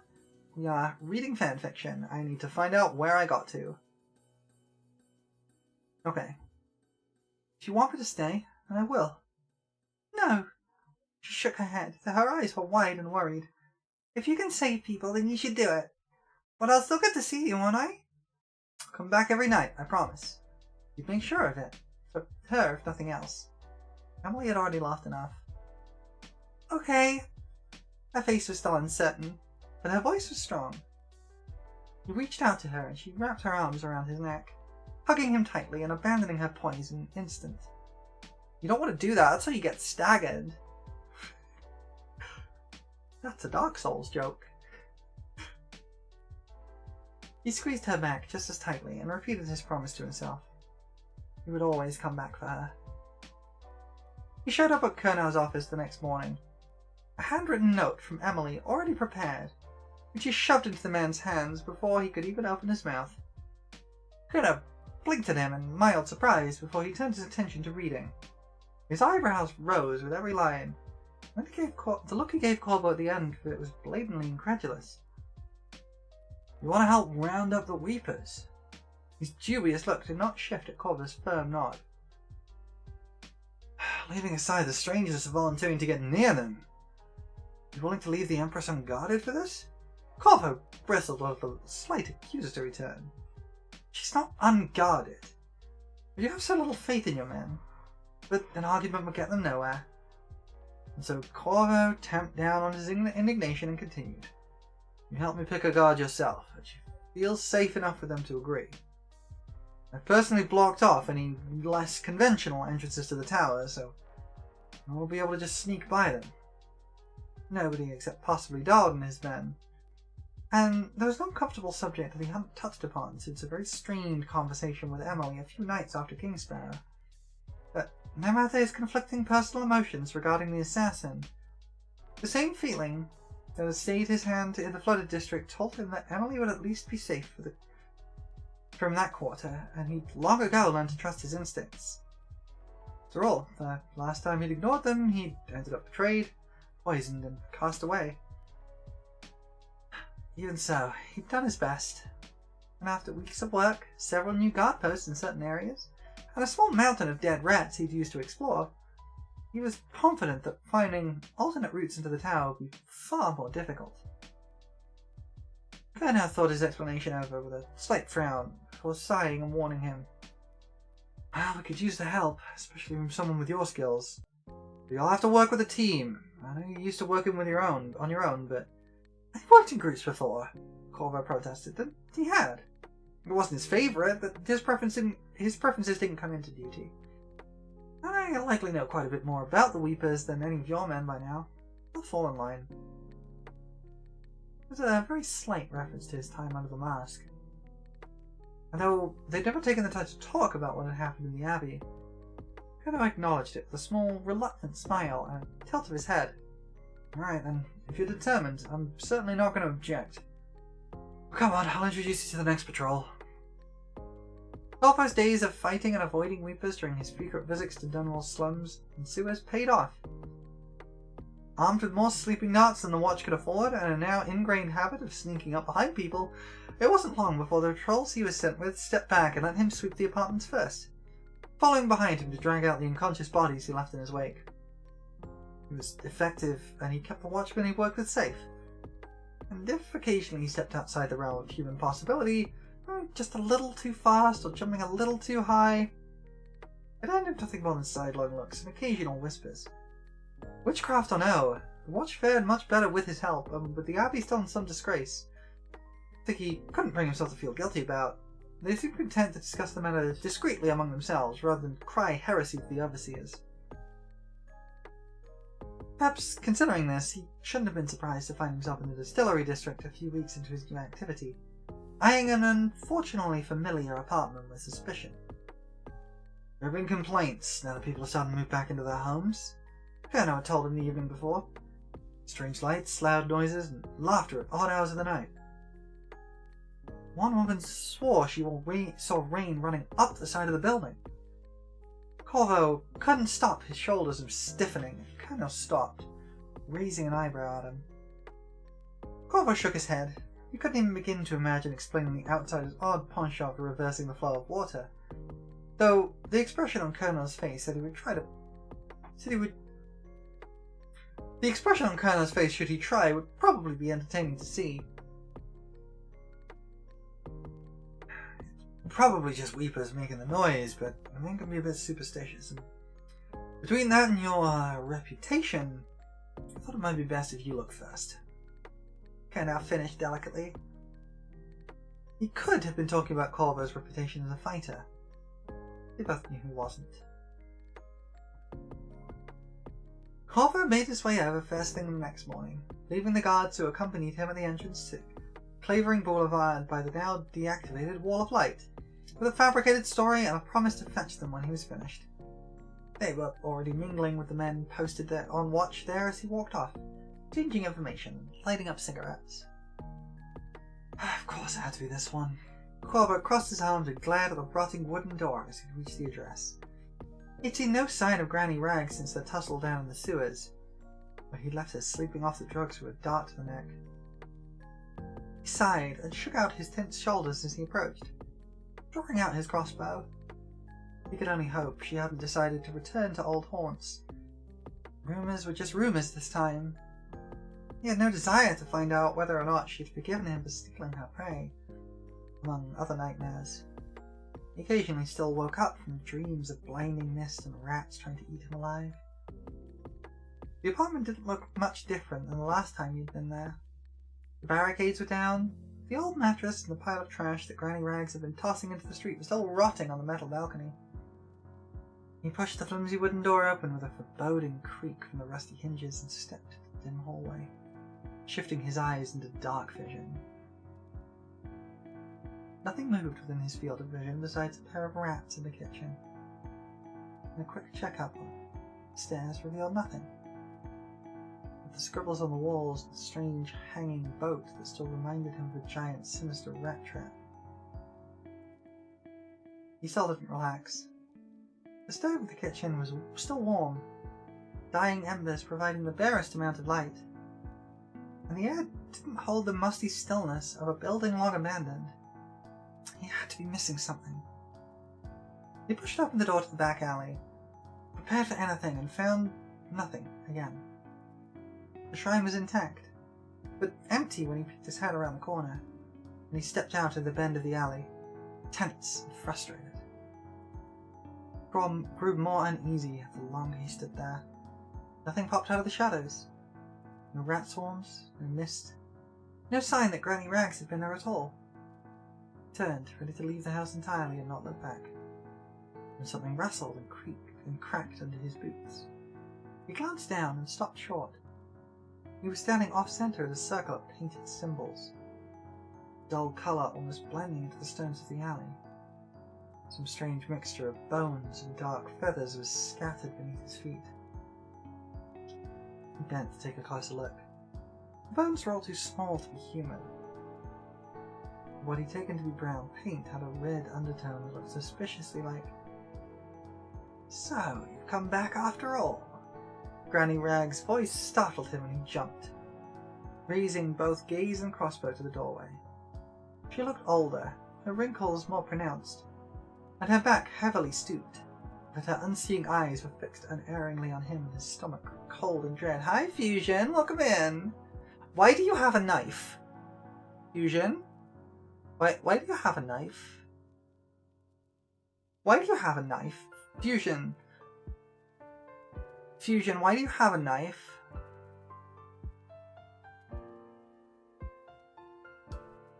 Why do you have a knife? Do I gotta take the knife from you, Fusion?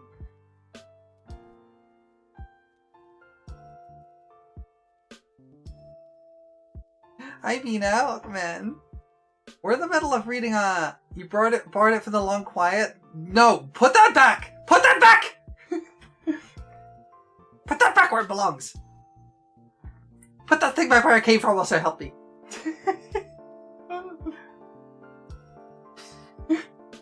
I'm reading fanfiction today. We're in our third fanfiction. We are reading a Dishonored fanfic, which is funny because I've never played Dishonored, so I'm having to make all up the voices and things.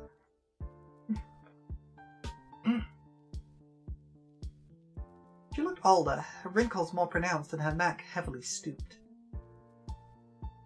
But her unseeing eyes were fixed unerringly on him and his stomach grew cold and dread. "No, don't get more knives! Put them back! You cannot be trusted." She didn't move from the doorway though, and he allowed a small flicker of hope that perhaps she had forgiven him. Perhaps this wouldn't become another fight. "And after you were so rude last time too," she tutted at him. Sounded like nothing more than a scolding old matron. Gentlemen these days, so uncouth, they just don't understand how to treat a lady. And then she vanished. reappearing directly in front of him to fling a handful of powder at his face. Corvo reared back in shock, firing off a sleep dart that went wide, and wiping frantically at his watering eyes. "Oh, it just won't do, dearie." Her voice turned slick and poisonous. "Pets, yay!" "Thank you for the pets." And he spun around, trying to find her through watering eyes. But the ground suddenly dropped out from under him. He looked down and swore violently. The circle of runes was burning, sending black smoke and coppery fire billowing upwards around him. The smoke and fire twined into ropes of brightness and shadow that snared his legs and torso and held him immobile in midair. Granny's voice sounded like it was coming from all sides now. "But you had such potential, too. Well, don't worry, I'll make good use of you."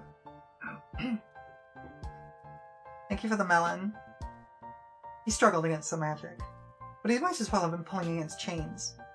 His arms and legs were now almost completely immobile, and the fire was spreading quickly. Granny was mumbling and laughing to herself.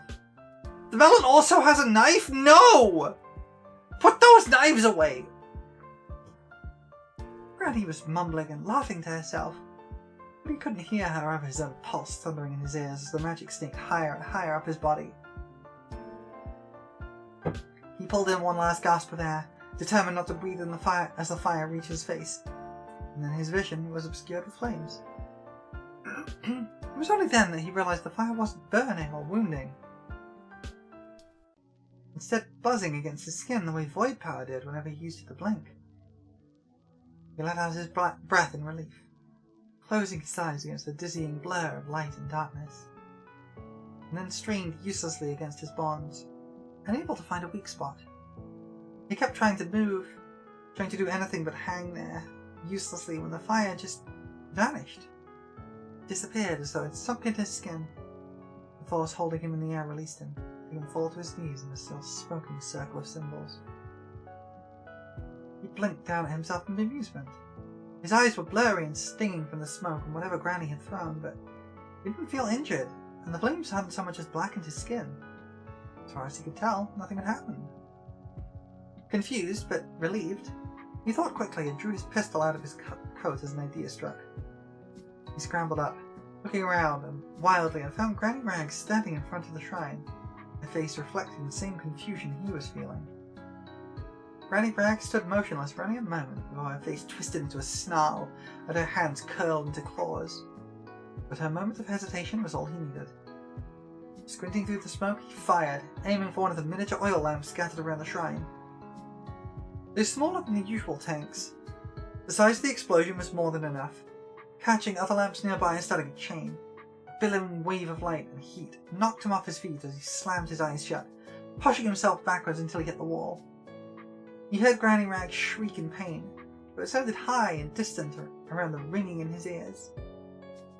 When the brightness behind his eyelids faded, he opened them to find himself alone in the alley, with no sign that Granny Rags had been there at all, other than the thick haze filling the air.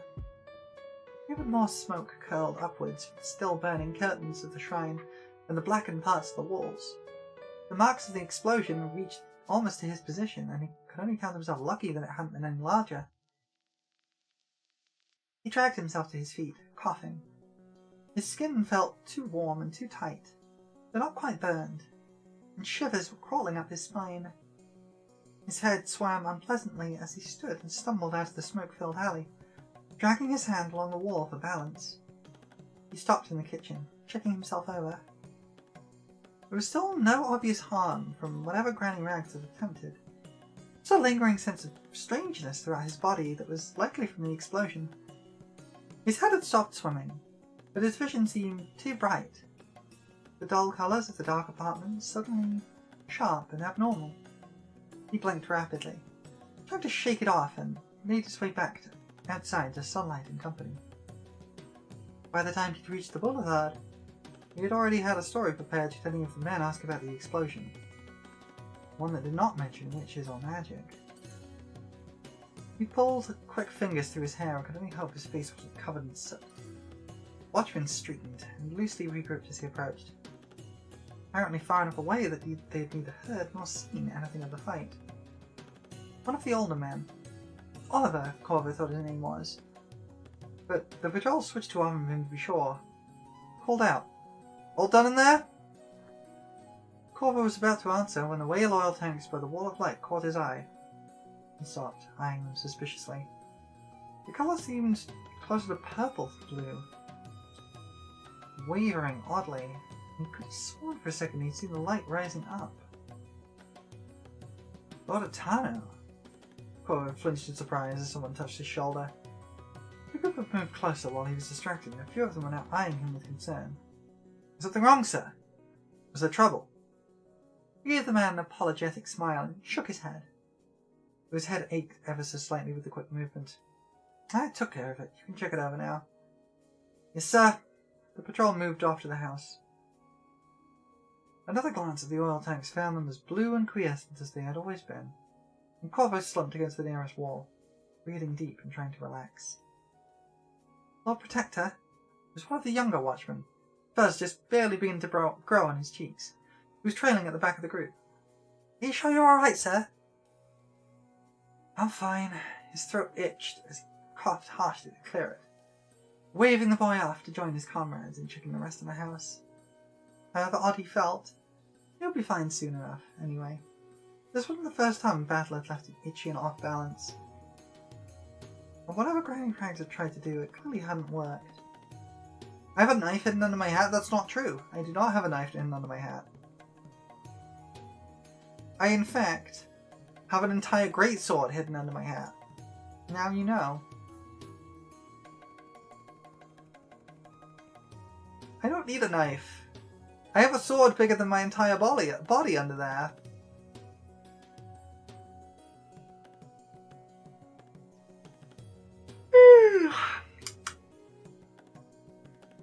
He remained unsettled for the rest of the day. Everything around him seemed too loud, or oddly coloured, or just slightly off. He had to constantly force himself to focus, and he knew some of the watchmen were watching him with concern. Luckily, none of the other buildings they searched contained any weepers, and the patrol sent him off early in the evening. He skipped dinner when he returned to the tower, making only a brief detour to locate and say goodnight to Emily. She frowned at him in concern, but accepted his excuse of exhaustion and kissed him on the cheek.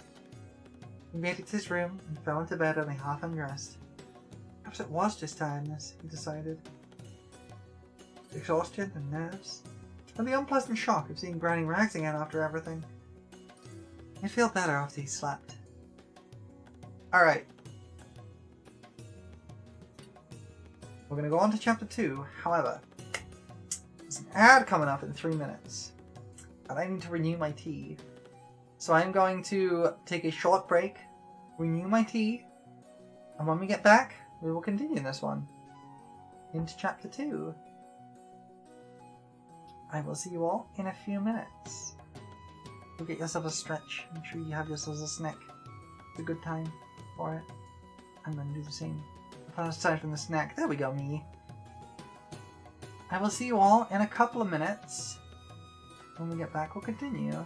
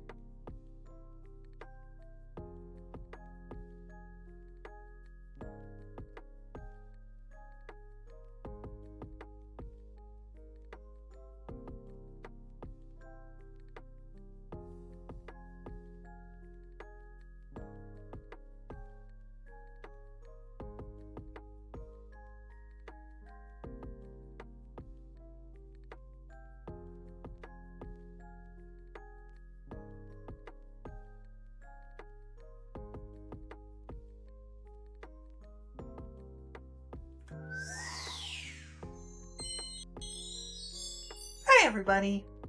I'm back. I have fresh tea. I'm ready to keep reading.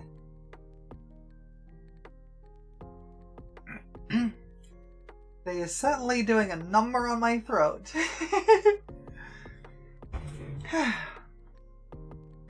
Let me just adjust my seating here. There we go. Alright, chapter 2. Feathers and Blood. When Corvo woke up, his bedsheets were smothering him. He blinked blearily into the sea of off-white linen covering his face. He felt lightheaded, his limbs acting strangely as though they had all fallen asleep. Something had woken him up, he realized. The light, perhaps. It was already far brighter than it usually was when he rose, even through the cloth covering his eyes. He hadn't overslept for many years. Perhaps Granny Rags had affected him more than he'd realized. He lifted his arm to push the blankets away from his face, and his arm was not supposed to bend like that. He jerked fully awake, trying to throw the blankets off to see his arm, which was bending up and out in a way that just felt wrong. His body seemed to be working against him. No matter how he moved, the blanket stubbornly refused to fall. Everything just felt off. His skin itched and seemed to catch and pull on the sheet with every movement he made. And from his legs to his head, he felt odd. Far too awkward and unwieldy in his movements. He kicked and squirmed his way backwards until he finally tumbled sideways out of the bed, spilling out from under the covers and landing lightly, far more lightly than he should have, onto the floor. He righted himself, twisting to look at his arm once he was finally able to see again, and saw black. On the streets of Serkonos, he'd often taken to the low rooftops with the other children to avoid the dangers of using the streets. They'd challenged each other, often to races or wrestling matches, or, when they were feeling adventurous, try and catch a bird from the flocks that swarmed the rooftops. The smaller birds were watchful, and the crows and ravens too wily. But the city pigeons were fat and slow, and we caught quite a few just for the fun of stalking them. Rude? Some had fought immediately when he caught them, and he would let them go. But some had frozen in terror instead, and he had held them for a minute, examining the graceful curves of the half-folded wings and the interlocking barbs of their flight feathers, before he flung them up into the air so they could make their escape. They were old memories, as bittersweet as most of his childhood. They burst back in full colour as he stared at the sleek rows of black feathers covering the curves of the limb that appeared to have replaced his arm. Even as disoriented as he was, even though such a thing definitely should not have been attached to him, it didn't take him long to make a connection. A wing. His arm was now a wing. Corvo struggled to stand up and ended up stumbling over his feet instead, landing clumsily on his side. He let out a sound that should have been a yelp, but came out as a strangled squawk. The new shapes of his throat and tongue making themselves known and startling him into stillness. He tried again, tentatively, to speak, but all he managed was a strange a throaty croak. Almost made him want to cough as his tongue refused to obey him. He stopped, closing his eyes, and forced himself to breathe slowly, counting his breaths. He knew better than this. He couldn't afford to panic. He took one last fortifying breath and opened his eyes.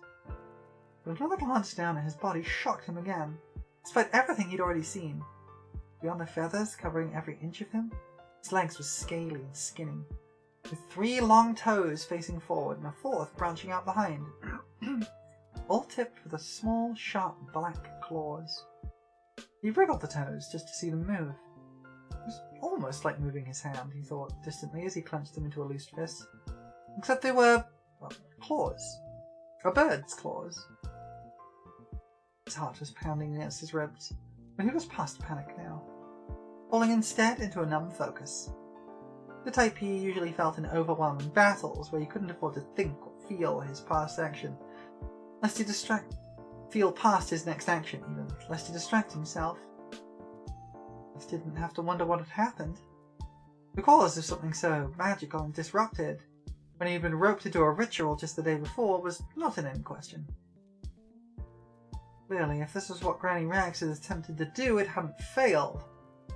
It had only been delayed. Ha! You got a point there, Fusion. Perhaps, if you could find out exactly how she'd done it, you could figure out how to reverse it. There had to be a way to reverse it. He couldn't allow himself to think otherwise.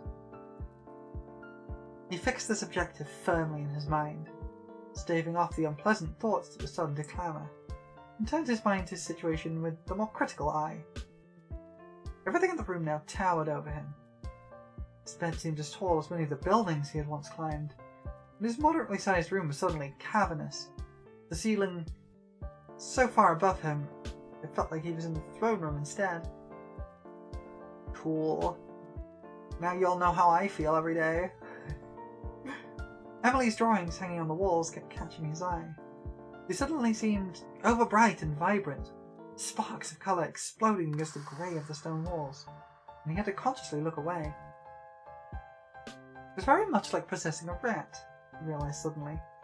The oversized world around him, his inability to communicate, his field of vision far wider than he was used to with human eyes, except that the body felt like his alone rather than borrowed and too small. Without the warped vision of seeing through another's eyes and the struggle of controlling an unwilling mind, Corvo would have thought that a different body would be much easier to control. It really wasn't. He stood up more cautiously this time, and had to balance carefully even just standing still. Much of his prowess in fights came from knowing his body intimately from years of training and experience. Now, with everything from his size to his balance radically changed, and none of the instant knowledge apparently granted by possession, even the basics seemed strange and difficult. Figuring out how to walk properly took far longer than it should have. Eventually, he managed a wobbly line across the floor, bobbing his head and shifting his body carefully to keep his balance. The shape of his feet kept distracting him, the extra toe behind him catching his attention every time it touched something and his claws clicking subtly on the stones as he moved. He nearly stumbled over several times, and compromised by moving with a small, undignified bunny hop whenever he felt like lifting just one foot would unbalance him entirely instead of sprawling onto his face. Onto his beak. He had a beak now, a distraction that hovered in his eyesight, in a way his nose never had, but he was quickly learning to look past it. It was good enough to get him to the glass doors leading out to the balcony.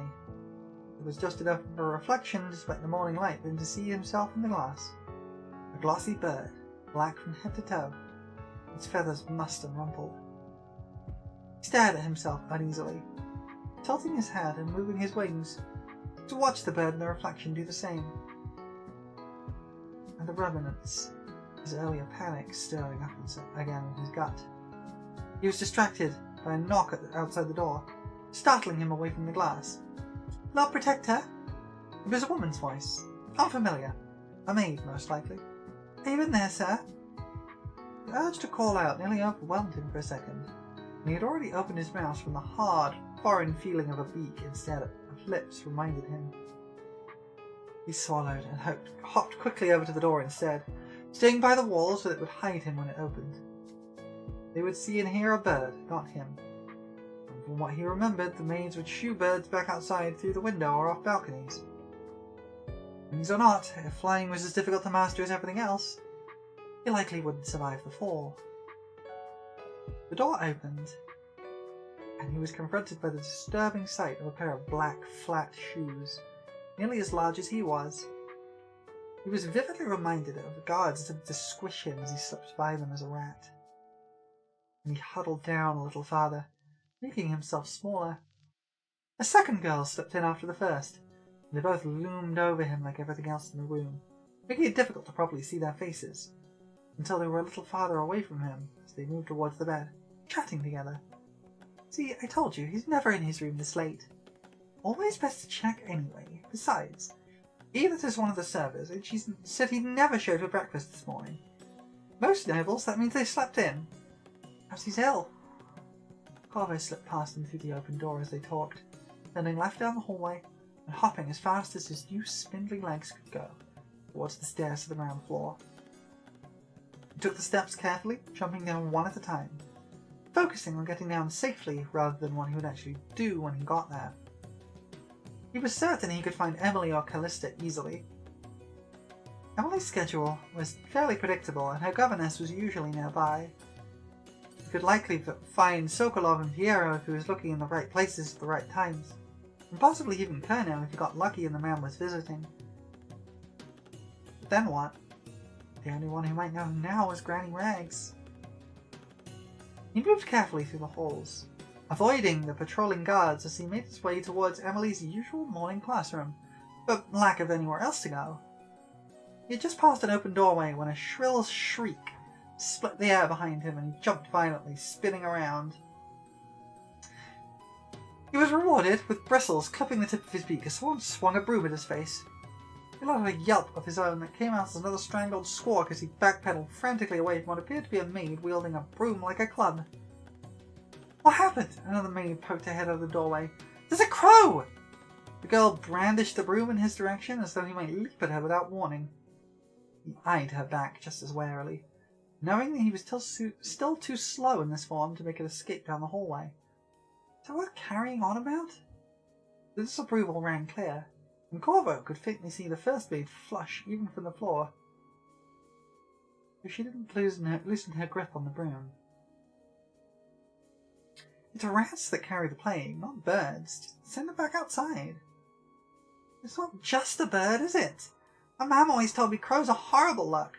Used to ward herself whenever she saw one, the whole family did. She eyed him suspiciously again. Corvo was starting to feel slightly offended. Oh, the other maid disappeared back into the room for a split second, muttering to herself. He came out holding what looked like a tablecloth. Go finish cleaning, I'll take care of it. Before Corvo could think about dodging, he had flung the cloth over his head and bundled him in it, trapping him easily. He spent the next few moments blind and a bit motion sick as she carried him through the halls until finally he heard a door open and sunlight lit up the cloth around him. He went tumbling out of the bundle as she shook him out without warning, landing gracelessly in grass and dirt. He twisted upright, but flinched as the maid fluttered the cloth in his direction so that it snapped in the air. Oh, go on, get out of here before the cats catch you. Cats? He blinked up at her dazedly and she sighed, shaking her head as she went back indoors, sheet bundled in her arms. He glanced around and discovered that he was at the public entrance to the palace rather than the waterlock. He could see the open gates in the distance, and a coach waited for nearby passengers. Drowsing with his cap pulled low over his eyes. That took me a second to read. He considered making his way back up the steps to the door. And once he got there, he would be forced to wait for someone to open the door again and hope he could slip by. Or he eyed his new wings thoughtfully, unfolding and refolding them. The tower usually had plenty of open windows, after all. He was going to be stuck in this form for the foreseeable future, he might as well try to make the best of it. And some part of him, the part that desperately loved running across rooftops, loved that heart-stopping moment after the leap and before the blink. Fairly delighted at the thought of flight. Besides, there were apparently cats to be wary of as well. It was, of course, not as easy as it should have been. He could feel the difference between wings and arms as he tried flapping the wings. Could feel the wind running through the individual feathers. Could see how the wings were made to catch the air. But there was clearly something to it that he didn't know because he never came close to flight. He kicked up a great deal of dust and dirt, but the only time his feet left the ground was when he hopped around trying to give himself a boost. He was ridiculously reminded of the time when Emily had decided she wanted to be an owl, and they'd spent a while jumping through the palace like lunatics, waving their arms around and calling out poor imitations of various bird noises. Jessamine hadn't stopped teasing him for days. Unfortunately, this was an exercise in frustration rather than fun. He stopped, discouraged, and tried to think of what he was missing. He'd never thought over much on the underlying mechanics of flight before now, though, so he really didn't have much to draw on. Still, he knew baby birds weren't born knowing how to fly either, and yet they somehow made it out of the nests without falling to their doom. Perhaps that was the answer. He could give himself some height, something to jump off of. He glanced around. The stairs to the tower door were too flat and low, and the railings surrounding the moat impossible to reach. The coach. He stopped, taking a closer look. It was the usual box-like contraption, made of flat, dull metal, but there were decorative curls on the front and back that looked thin enough to grip and high enough to give him a significant boost. Experimentation proved that he was too short to even reach the footstep for the coach door. He improvised and clambered up the inside of the back wheel instead, gripping the spokes above him with his mouth so that he could climb with his feet until he could hop up onto one of the curved pieces of metal along the back. He was just considering the jump when the tower doors opened again. He backed against the metal of the carriage, doing his best to keep out of sight. Caught a brief glimpse of two men, not uniformed, deep in a discussion that grew more audible as they approached. Flooded district just isn't feasible. Even ignoring the weepers and the rats with the rest of the city. They're paying for us for the estimates, not our opinions. What they do with it is up to them. As long as they come through, Simmons, back to the office. Yes, sir. This is from the driver. And as the coach door clanged shut, cutting off the discussion, Corvo realized the danger. He'd waited too long. Though, and the coach came to life under his feet. The strength of the hidden engine's vibrations startled him into loosening his grip, and he very nearly fell off when it lurched into motion. He gripped tighter on instinct and ducked low. And it was only as the coach was passing through the gate to the tower he realized he should have taken the fall instead. He concentrated on holding on at first, as the wind and the bone-jarring bumps shook him. But even when he was confident enough to look around, the coach was hurtling by too fast to get much of an impression of their surroundings. It wasn't until Caldwin's bridge loomed ahead that he realized how far away from the tower they'd gotten, and in so short a time. He considered jumping off his perch for a wild moment. The coach barely slowed as it hit the bridge, and he knew the impact would be painful at best and fatal at worst unless the coach slowed down. He needed to get off though, and quickly. However far from the tower he was, the gap was only going to get bigger, and at the very least he knew this portion of the city fairly well. He could only hope he'd be able to jump off before it ended up somewhere he wasn't familiar with. The coach crossed quickly, turning off the bridge and into the street, almost immediately meeting a small crowd of dock workers moving about the streets, with a few watchmen and residents mixed in. The coach slowed for the press of people in and around the street, and Corvo saw his chance. Gathering his courage, he leapt, flapping his wings wildly. It was more of a controlled fall than the flight he'd hoped for. He thought that, perhaps for a second, he felt something catch under his wings, like he was swinging along a rope rather than falling straight down, but the ground approached faster than he'd expected even with the added height, and he had no time to study it. He managed to hit the ground feet first, though, and decided to consider it a success.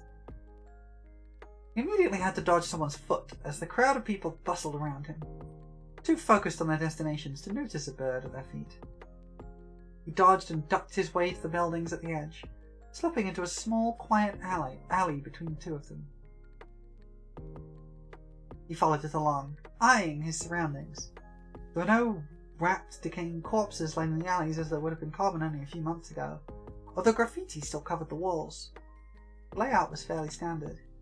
So, alley widened out behind the buildings, with a dumpster against the wall to his right, and a wide open space with a boarded-over entrance to another building on the other side. There were two rats nearby, a large grey rat and a smaller white one, scavenging around the dumpster. It paid them no mind as a human. Now they were almost his size, the shoulders almost chest-height to him. He watched them, speculating nervously. Perhaps these were Pandician rats rather than normal rats. From what he remembered of Dr. Galvani's notes, those were quite a bit larger than the average breed. They were more aggressive too, if he remembered correctly, and he started to amble quietly to the left, away from the dumpster and the rats. The movement caught the grey rat's eye and it stopped, sitting back on its hind legs, so its head was level with his, its nose quivering madly.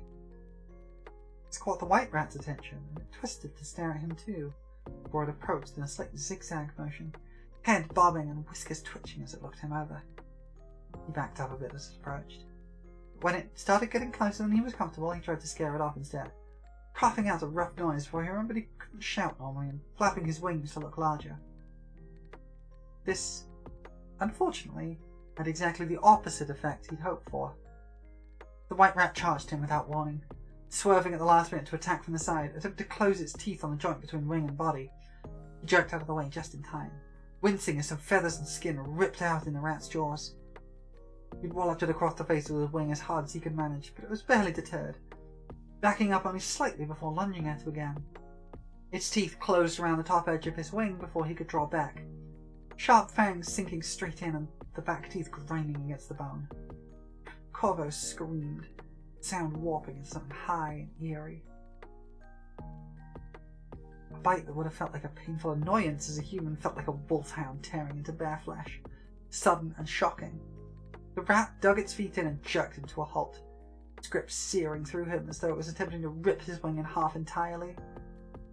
He was well used to pain, though, and didn't distract him from the second rat closing in, apparently eager to share in the meal. He lashed out clumsily with his beak, scraping a bloody line through the fur on top of its skull. And though the rat trapping him almost managed to pull him off balance, and as his attention split, the free rat backed off to a safe distance. He turned on the first rat immediately, flinging himself towards it. Braced for resistance, the rat overbalanced easily, releasing his wing, and Corvo attacked with a fury, slashing at its delicate eyes and nose with beak and claws. He managed several bloody furrows in its face before it bit back at him desperately. It only managed to scrape his leg, but he hopped back a sec and bolted down the alleyway from him, leaving a trail of blood drops as its tail whipped around the corner. Then the second rat hit him, biting down on the injured wing and still hanging mostly limp by his side and pushing at him, trying to use its weight to pin him. Corvo kept his feet, though barely, and stifled another sound of pain as he twisted around, ignoring the pain as the movement strained against the rat's teeth. He stabbed back at the back of its neck with his beak, feeling the points sink into flesh and hot blood wash over his tongue. It thrashed wildly, paws scrabbling weakly at him even as its teeth dug in deeper, and he clamped down as hard as he could in return, twisting his head and wrenching the rat's neck harshly. This is pretty brutal. He only let go when it stopped twitching and the teeth finally loosened. His head was nearly separated from his body, and Corvo was torn between triumph and mild nausea. Thankfully, his sense of taste as a bird seemed to be rather dull, and he could only detect the faintest taste of rat blood. Thanks, Bucket. I'm a gremlin now. Even with the number he'd eaten, raw or cooked, it wasn't a taste he was fond of. Also, welcome in. We're reading a Dishonored fanfic. I know nothing about Dishonored, but Corvo got turned into a bird. I don't know what that means. I can turn into a bird!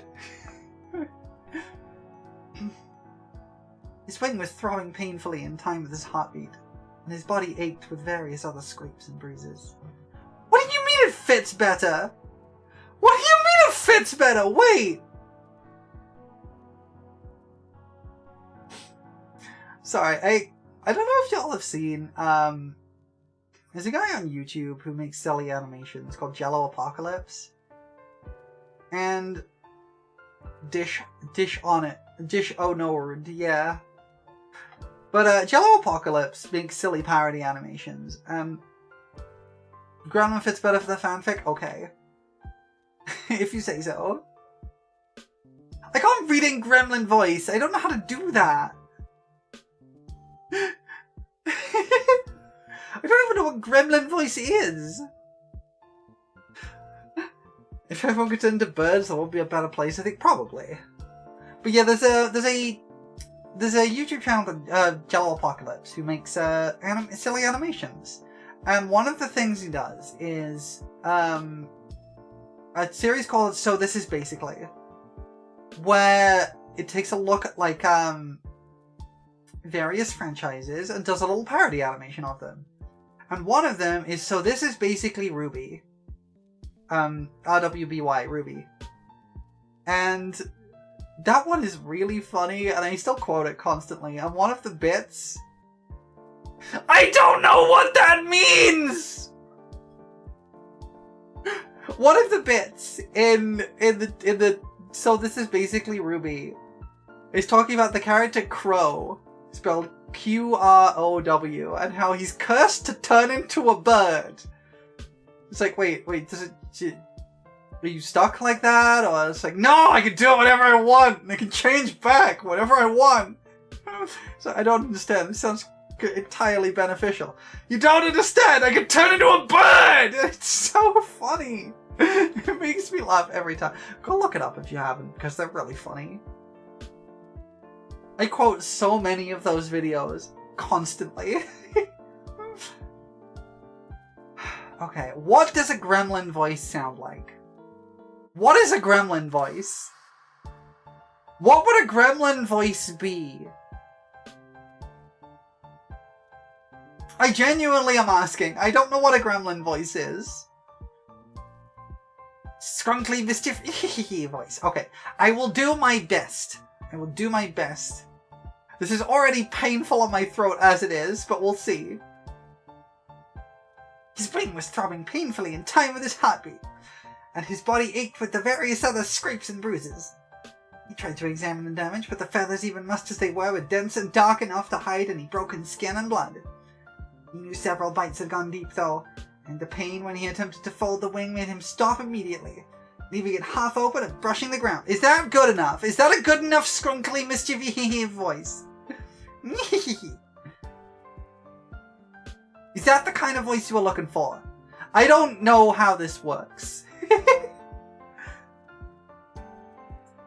I can try something else if it's not to your satisfaction. I cannot believe you have done this to me.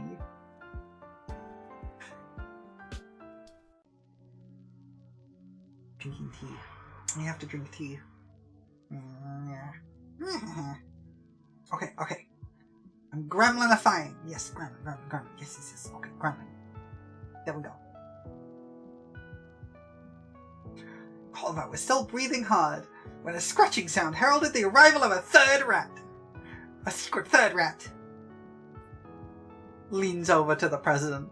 A third rat has hit Corvo. Its furry head peeking out from a broken vent in one of the walls. He froze and then forced himself to back away quickly, hoping it might go for the easy meal of the already dead rat, but it scurried straight at him, already bristling and squeaking aggressively. Because this is painful on my voice, I'm gonna make a call here. Once the gremlin mode is over, I'm stopping the scrunkly voice.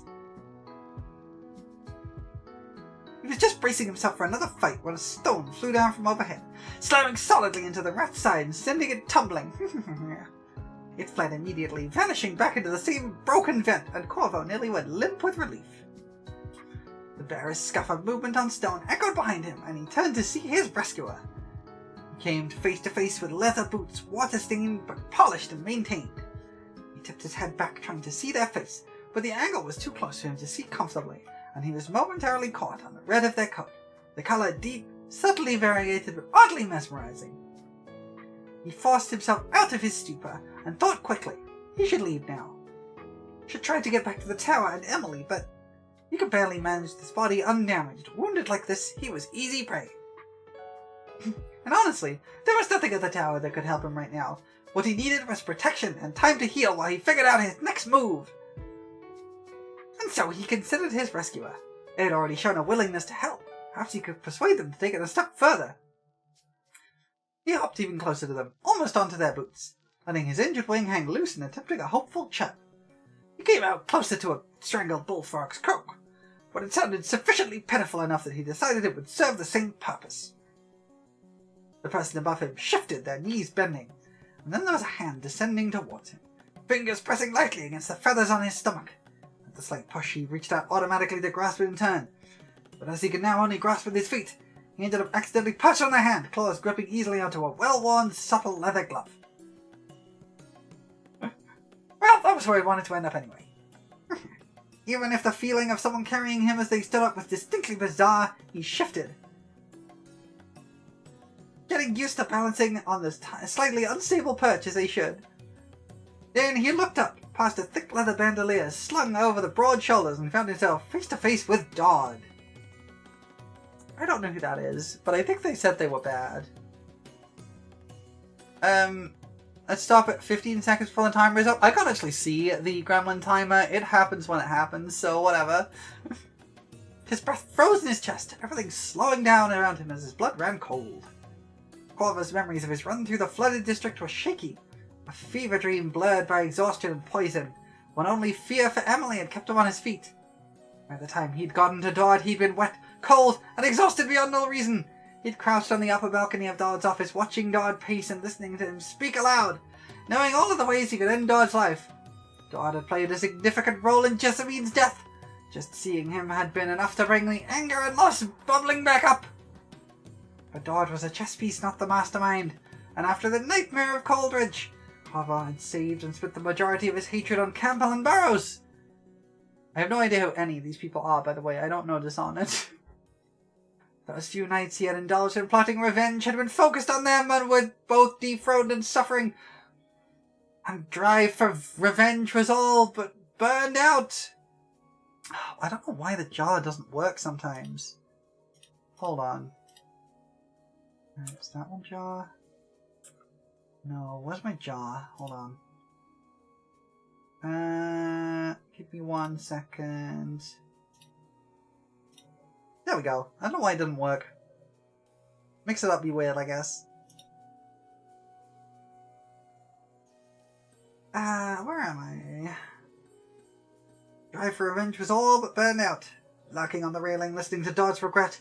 Only his own regret and grief echoed back sharp in his ribs. He could have tried to kill Dodd. He might even have succeeded. But at that point he hadn't really wanted to anymore. Also, Fusion, why am I in a jar now too? What have I done? He just wanted it all to be over. And so he'd attempted theft instead. Only to be caught at the last moment and forced into a fight that he hadn't wanted. That neither of them had wanted. If the way Dodd had abandoned it after one lucky glancing hit to his side was any indication. But then Dodd had spoken to him. The last speech had shaken Corvo even more than the first. It had resonated with something inside him that he hadn't wanted to examine too closely. Something that felt just a little too akin to this broken, deadly man. What little? You were used to the old rules where Jaw ended Gremlin early? It does not, sadly. They stack.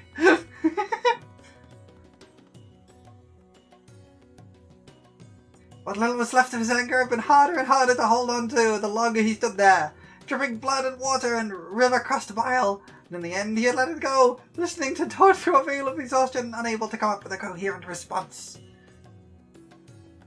Ah, oh, thank heck. Okay, that... Hold on. This is a little bit scuffed. Give me a second. I gotta go into my settings.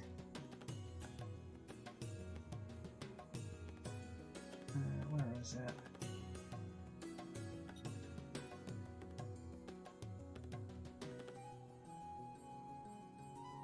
Okay. This is a bit scuffed. We try just doing that again. Okay, we'll start the jar over because it kind of broke. There we go. Hopefully it won't break when the jar ends, but I'm in a jar now. And I don't have to do Gremlin voice anymore. Thank heck. That was hard. Dodd might have been lying in one last desperate attempt at survival.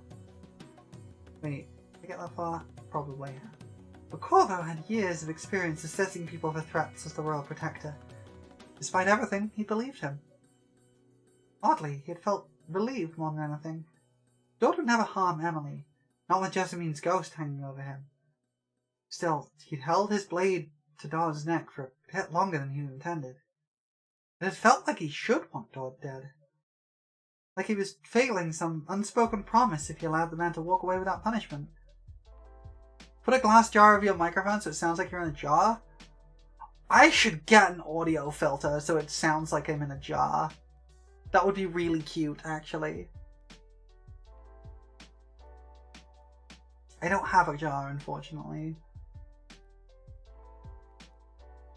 He had thought of Emily, of her nightmares and tears and the irreplaceable loss of her mother. Of his own loss, his pain, grief, and for only a moment, he'd considered it. But it would have solved nothing. Dodd had asked for mercy, unarmed and sincere in his regret.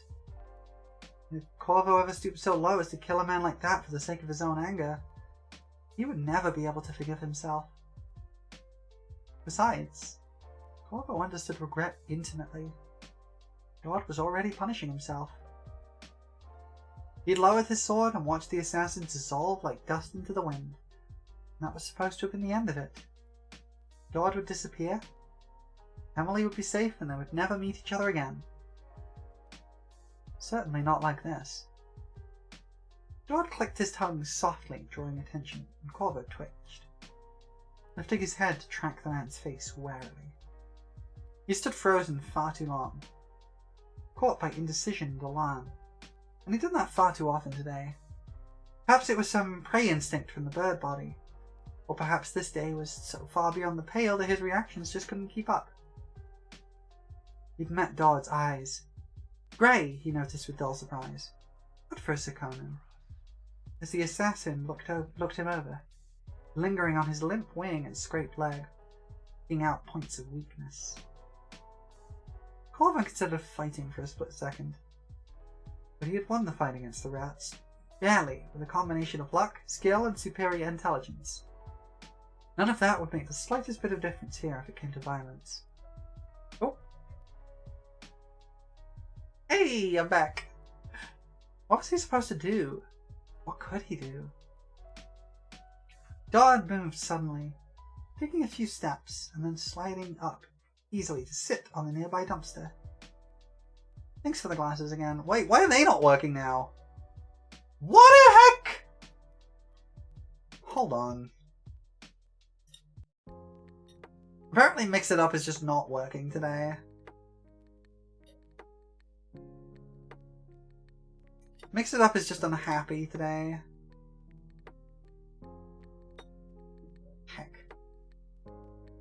It's been doing this a lot more lately. I think the jar just kind of breaks everything, and I need to find a way to, like, I have a solution in mind, but I can't afford it because I have to pay for, Live 2D is a subscription model, and I haven't got the subscription active at the moment, and I can't afford to right now. But I need to tweak something in my model in the hope that I can fix it. I basically need to port the jar over to my model, and then I can move the kind of like movements like this out of the movement stuff that it has on in VTube Studio right now, and I can tweak that so that it works in VTube Studio directly. In Live 2D.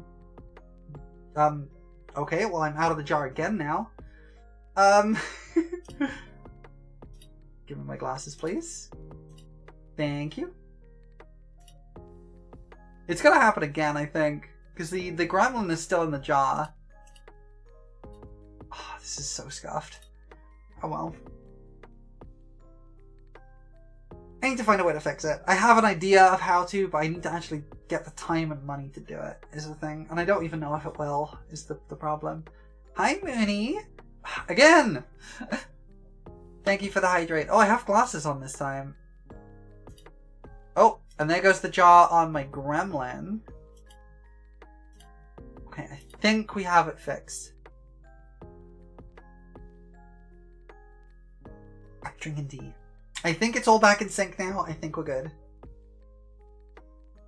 Okay. Corvo swayed with the movement, trying to keep his balance, but was defeated a moment later when Dodd pushed at him with the other hand, nudging him off his wrist and onto his thigh instead. The man twisted away, fiddling with something in a belt pouch that clinked like glass, and Corvo wondered if he should run. That thought brought up the ever-present question of where? Where and how? With his wing unusable, not that you'd figured out how to use them anyways, and probably an army of rats in the alleys between him and the tower, and no one there who would recognize him anyway, he huddled down, feeling nauseous with the pain and frustration and a slight sliver of real fear. Then Dodd was reaching out towards him, brushing against the wounded wing still loose against his side. Between the sudden movement and the spark of pain, Corvo was startled enough to lash out. He was now accustomed enough to this body that it did not feel too strange to bite at him. The tip of his beak barely brushed leather as Dodd pulled back out of his reach. "Stop that." He flinched minutely at Dodd's sudden rasping words and then berated himself for it. "I'll pluck you and roast you like a pigeon, even if you wouldn't make much of a meal." Despite the rough voice and the words themselves, the tone was low and soothing, the manner one might speak to a frightened child or animal. And he wanted to laugh hysterically, because he was an animal now. Somehow he kept forgetting that. And apparently Dodd, the great and feared Knife of Dunwall, was the sort of man who rescued wounded creatures. "Easy. Keep your beak to yourself and we'll have no trouble." Dodd kept his voice to a quiet murmur as his hand went slowly back to the injured wing, fingers tucking under it to lift it out straight, and his thumb carefully moving feathers out of the way to expose the bites. From what Corvo could see, it was still bleeding sluggishly. He held very still and through the stinging pain. Scroll down a bit. Dodd's hands were now nearly as large as his entire body, and probably had the strength to rip his wing off entirely with a single twist and pull. No matter how careful Dodd was acting, whether the threat was serious or not, Corvo didn't really want to test his patience in this position. He had to twist his leg. Leg? He had to twist his head to see, but he caught a glimpse of bright red liquid in the flask in his other hand just before the assassin dripped the liquid onto the first wound. It stung at first contact, but a familiar tingling sensation quickly took over. Oh! Corvo recognized it with a rush of relief. The old brand of Sokolov's elixir, now unnecessary with the cure, but still abundant throughout the city. He himself had used it for far more for wounds than to keep away the plague. It had a very useful side effect of sealing the bleeding and numbing the pain of all but the most extreme of wounds. He'd relied on it heavily in his missions, applying field dressings for the worst wounds until he could get back to Piero, and the philosopher could sew him back together. He'd never applied it topically, but the solution seemed to work well enough. The tingling sensation faded as the skin around the bites went numb, and when he moved the wing slowly, the pain was down to a dull ache. He folded the wing carefully, mildly stunned, and stared up at Dodd's scarred face as the assassin replaced the elixir in his belt.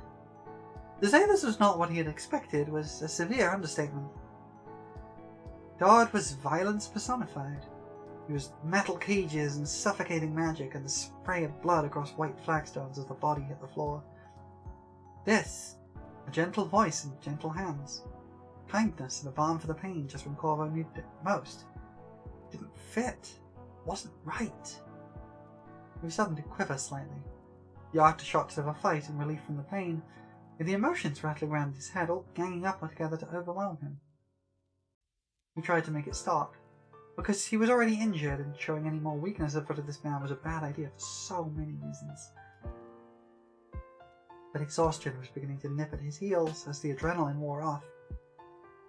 The fact was, his immediate situation had not changed. The Dodd was the one who had rescued him did not remove his need for help. Perhaps, in that context, showing weakness was exactly what he should do. Dodd believed he was holding a simple bird, and had already shown compassion beyond anything Corvo would have expected from him. It seemed unlikely that the assassin would treat his wounds only to leave him flightless and in danger. So, if he played along, appealed to whatever odd compassion Dodd felt towards him, he would likely gain his protection, at least until his wounds healed. As long as he was careful, Dodd would never know the truth. He hesitated, deliberating. There was just something galling about the idea of accepting help from Dodd. Corvo hadn't forgotten the man's deeds, no matter that he hadn't been able to kill him all those months ago. To accept his aid now, to allow Dodd to see him vulnerable willingly, felt like another betrayal. But he knew his limits, and if he was going to survive this, he needed help. Dodd had proven to be willing and able to provide it. Survival came before pride. And so, when Dodd offered his hands again, those hands killed Jessamine. With so many others, this was such a bad idea. Corvo stepped up onto his wrist. He braced himself for whatever Dodd planned to do next. But nothing happened. He seemed content with his perch on the dumpster, legs hanging down with his elbows on his knees. His eyes flicked regularly between Corvo, the alleyway, and the rooftops, though none of the bustle of the main street ever wandered into the alleyway. Corvo wasn't sure how long they waited there, though it couldn't have been too long. He was starting to doze when a soft, familiar sound heralded the arrival of a whaler. Dodd straightened, sliding off the dumpster, and Corvo wobbled at the sudden movement, throwing out his injured wing for stability. Thomas. The Redoubt has already moved into the old port district, but they did offload some cargo here, along with a great deal of the crew. The new arrival leapt directly into his report without any other greeting. His voice was smooth and measured, in contrast to Dodd's rasp. He was dressed in the usual whaler's mask, but his uniform was dark blue rather than grey. Corvo wondered if it meant something. A higher rank, perhaps? A sign of favour? Any trouble getting what you needed? They came into port just this morning. I didn't even need to pay them. The men are already swapping tails in the pubs. Andrew Rothwild was discovered and arrested by the port officials in Samara. Apparently he had quite a sizable bounty outstanding from his last visit there. Imagine that. Dodd sounded satisfied, and Corvo wondered if he should be worried. The name Rothwild sounded vaguely familiar, but he couldn't place it. And from the unknown? Asked the newcomer. Thomas, Corvo supposed. Nothing. Stride's certain it's nowhere near the river, wherever they're hiding. Dodd was frowning now, the fingers of his free hand tapping lightly against his leg. We'll need to organise more concentrated sweeps inland. Corvo was growing ever more lost, but Thomas accepted the information with a nod and spread a quick glance upwards from the rooftop. Ralphio should be nearly finished with the new additions by now, and we're looking for us above. They'll find us, we're not that far off. They stood in silence for a few minutes. Dodd was apparently in no rush to explain, and Corvo was beginning to wonder if Thomas was going to ignore the issue entirely when he finally spoke up. Did I ask about the bird? Found it tangled in with a couple of rats. Dodd spoke easily as though he was talking about the weather, waving a hand lazily and indicating the mangled corpse of the rat that Thomas was nearly standing on. Made enough noise that I heard it from the rooftops. And so you decided to come to the rescue? Thomas sounded a bit bemused, and Corvo couldn't blame him. He didn't really understand it either. Only at the end. He won a fight 2 against 1 and was ready to take on a third even crippled. You have to respect that kind of fighting spirit. Dodd's explanation sounded oddly pointed at Corvo. Thomas apparently understood. I might have landed a few hits, but I was no way crippled. Dodd snorted, and Corvo watched him in open surprise as his lips curled up in amusement. Bullshit. You had a concussion and a broken arm, on top of the 2 cracked ribs. And yet I still managed to follow you back to Rudshore without aid. It's only mildly inconvenienced. Mildly inconvenienced, is that what we're calling it now? Shadows bloomed before Thomas could retort. 4 more whalers blinking into the alley in quick succession. Another dressed in dark blue, followed by 3 in the grey Corvo was used to. 2 of the grey whalers nearly collided as they blinked to almost the same location. The third hopped out of the way as they shipped away from each other, nearly stumbling. The whaler in blue leaned easily on the dumpster next to Dodd, heaving a sigh. Well, I hope you find what you were looking for, because this was fucking useless. Thomas huffed as he slipped past the others to join them. Really? You're usually more optimistic about new recruits. The other man shook his head irritably. Not entirely useless, but seriously fucking annoying. I swear by the void, if we recruit any more siblings, Gillian can take him out himself for assessments. You think he'd beat the rivalry out of him before setting him off? Dodd's lips twisted as his eyes cleared in understanding and he eyed the whalers, but stumbled. Gravel and Jordan. The whaler in blue crossed his arms, tilting his head. I've had this much trouble since Alec and Andre. But they're twins, which probably makes it worse. Suppose we're lucky this isn't trying to rip each other off the rooftops. The whalers in question were clearly listening now, standing rigidly at attention, though one was fidgeting slightly. Corvo tensed as Dodd shifted to face them. There was no hint of a threat in his voice when he spoke. We have several sibling pairs already in the whalers. He managed to keep himself professional while they're on duty, and I expect the same discipline from you two. Yes, sir, they both nodded, their posture clearly embarrassed.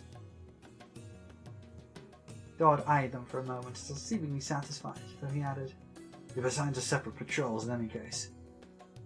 His voice brooked no argument, but one of the pair stiffened, protesting. But, sir, Dodd cut him off, eyes narrowing. If a mission goes wrong, you have to choose between saving one and saving the rest of your group. If that single whaler happens to be your brother, is that really a choice you want to make? Now, Corvo could hear an echo of danger in his voice. No, sir. Sorry, sir. The whaler ducked his head apologetically. Though as soon as Dodd turned away, he took a short step closer to his brother. Corvo glanced between them, the sudden gathering of assassins in a cramped back alley, trying to keep track of names and pick out physical differences. The mask made it difficult, and the only difference in uniforms appeared to be colour. The only one he knew for sure right now was Thomas. Wilfia, you once mentioned some experience with birds. Dodd asked, and as Corvo watched uneasily, all the whalers seemed to refocus, as though the previous discussion was now forgotten. The newer one in blue, Rufio apparently, nodded slowly, turning his attention to Corvo, his voice suddenly more serious. My grandfather used to breed birds. They're popular with the noble ladies in Tivia, so I've handled a good number. It was a long time ago, though. Thomas joined in. Do you recognise the species? Rufio leaned down to see Corvo more closely. It's a crow, I think. Not sure what type, though. I haven't paid much attention to the regional differences. I don't remember if Dunwall even has native crows. He straightened up, but his head was tilted in apparent interest, and the eyes of his mask stayed on Corvo. They weren't the kind of birds anyone wanted to breed. My grandfather did feed a wild flock of them back in Tivia. But he did pretty well in taming them until one of them nearly took out his right eye. Well, Corvo couldn't honestly say the idea wasn't slightly tempting, threats of plucking notwithstanding. His eye, one of the whalers in grey, bent down to look closer as well, but kept his distance. They're aggressive then. Not usually. They are easily startled, and wild animals are always unpredictable, which is why you don't put them next to your face. The whaler leaned back quickly and his brother scoffed, pushing at him lightly. Wearing a mask, idiot, he can't get you. Is he wounded? Rufio asked, ignoring the whalers behind him. He seemed to recall Dodd's earlier words and settled down quickly. Something looks wrong with his left wing. Corvo eyed his wing, reaching up higher to try and hide how useless it was, as the rat bites was succinctly explained. Rufio hummed thoughtfully. Surprisingly calm, especially if he's injured. Rufio stepped closer and Dodd lifted Corvo higher, apparently not minding his whaler's distraction with the bird. Did you have to corner him? He came right to me. Think someone's already tamed him? Wait, hang on, no, I misread that. He came right to me. You think someone's already tamed him? Dodd said it as a statement of fact, not an insult. But it still made Corvo want to bite him just to be contrary. Absolutely. If he hasn't been trying to escape, he's not frozen in fear either. Rufio agreed, reaching out and running a light finger down Corvo's neck and shoulders. The petting was over before Corvo even realised his intent, and Corvo blinked at him in bemusement. How was he supposed to react to that? He's accustomed to people, at the very least. All the nobles might have bought it as a pet, Thomas suggested. The exotic ones always seem to end up on the streets in the end. Remember when Hobson found that collared alligator in the sewers near the legal district?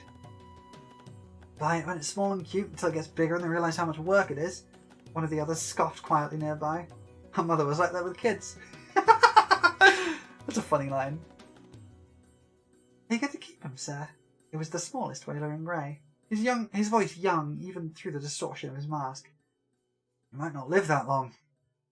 Rufio, Corvo marked in his mind, was a few inches taller than Thomas and spoke with a very faint Tibian accent. I've seen plenty of birds die from bites, even if you treat them. Bites are filthy and most of them don't make it after infection sits in. Well, that was cheerful. Corvo glared at him, though of course he didn't notice. Dodd looked down at Corvo and Corvo met his eyes, trying to read his closed expression. It was a bit like trying to read emotions from a stone. He's a fighter. I think he'll make it. And crows are said to be intelligent. If he's trainable, it could be useful. Corvo didn't really want to think about what Dodd would consider useful, especially not for a bird. If anyone tried to strap a spring razor to him, he was definitely taking out an eye. The wolfhounds turned out well enough. Might as well add to the menagerie. Thomas sounded resigned, but Rufio laughed. There were music players in Morley who could train rats to dance. We'll get a few of those and start our own circus. Rufio waved a hand at the unnamed whalers. Speaking of circuses, I'm done assessing this lot. Is there anything else you want us to run through today? No. If you're finished, go ahead and talk to Killian. Thomas and I will meet you there. I have no idea what's going on in this, everybody. I have no clue about any of this. Rufio turned on the apprentice assassins. voice suddenly sharp again. I'll give you 15 seconds head start. Use only the rooftops and don't let me catch you. One of them glanced over at Dodd, while the other two simply nodded. But Raphael waved them all off in an impatient gesture. I'm already counting. Move. The whalers blinked out almost as one. And though Corvo twisted around to peer at the rooftops, he never saw even a flicker of shadow among them. Raphael breathed out a sigh that sounded like a rustle of dry leaves through his mask. Berger still has trouble sticking to the shadows and jaws and hasn't memorized Dunnell's map fully. But they aren't hopeless. Let's give it another week. I'll send them back for more practice when I catch them, and the full report on your desk before sundown. Try not to break any bones, Dodd told him. Corvo couldn't tell if he was joking or not. I'll do my best. Raphael's voice was definitely amused. It had been a joke then. That was an odd thought. An odd thought that Dodd and his men, murderous assassins all, might joke and laugh together like any group of comrades or friends. Well, the whole day had been odd. Corvo acknowledged glumly. There's no reason for it to stop now. Raphael vanished as well. Now only Thomas was still nearby, and when Corvo turned to look at him, he found Thomas watching him right back. His attention quickly turned back to Dodd. Do you want me to reorganize the patrols, or would you rather handle it yourself? I'll handle it. Dodd's eyes seemed distant as he spoke, focused on his thoughts. I have a few last locations in mind before we turn inland. Thomas stood silent for a short moment before he ventured almost cautionally. It's been several months since the last incident. You don't think Delilah's cover might have scattered and fled? It's easy enough to escape to the countryside and avoid the river entirely with the right contacts. Is that what you would do if I died? Disband the whalers and move on? George's posture was casual and his voice only curious. Thomas stiffened, his chin rising. No, sir. His reply sounded defensive even to Corvo, who abruptly and uncomfortably felt as though he was witnessing something private. Dodd tilted his head at the answer. Corvo still couldn't read the expression on his face. We have to assume the same attitude of them for revenge if not loyalty. The overseers were bad enough. We can't afford to be taken by surprise again. We won't be, Thomas vowed, his shoulders still stiff. Corvo stared at them both, utterly confused and extremely frustrated. The silence lingered for a few moments. Well, Dodd suddenly sounded forcibly lighter, and Corvo had to balance again as Dodd lifted him higher. At least I'm not coming back entirely empty-handed. Corvo bristled at it, but Thomas huffed something that might have been a laugh. He's probably not gonna like the transversals, Thomas warned. Dodd's right hand wrapped around Corvo's back suddenly, pinning his Wyrm carefully but firmly to his sides. Corvo flailed with his legs for a second before he could stop himself. As the other hand dropped, his rat bites flared in painful protest at the treatment. I'll manage. Dodd's response was dry, and Thomas simply nodded before vanishing in a cloud of darkness and magic. So will I, Corvo decided, watching as Dodd's mark flared bright through his gloves in preparation. He'd survived far worse than this before, and he'd make it through this as well. Well, this is wild. I will say, we've been going through this one for quite a while now. These chapters are long. There are 19 of them, so I think we're going to call this one here. And there is an unfortunate thing about the last one, which is that I can't access it because I don't have an AO3 account. So, that is all we can go through, I think. And honestly, I'm pretty hungry. So, let me hop back to our chatting screen. I hope you've enjoyed this silly little thing. I've enjoyed it. I don't usually read a lot of fanfiction, but this was a lot of fun. And that was one of the things that I promised in the subathon last year. I'm sorry it took so long to get to. I hope everyone has enjoyed it. There is one other stream or set of streams I promised for from the subathon, but that will take a little bit more prep because I have to set up I have to jerry-rig some stuff together for that. And that's the blindfolded Ocarina of Time runs. I am planning to do them, and hopefully soon, but I have to kind of get some stuff prepped for them, and finding time to prep stuff when I have like the energy and like the time to do that is tough at the moment because how stressful things are. Like, I'm out looking at houses tomorrow. I gotta find someone to move to. And speaking of getting someone to move to, I'm gonna find us a raid target. Let's see who is online.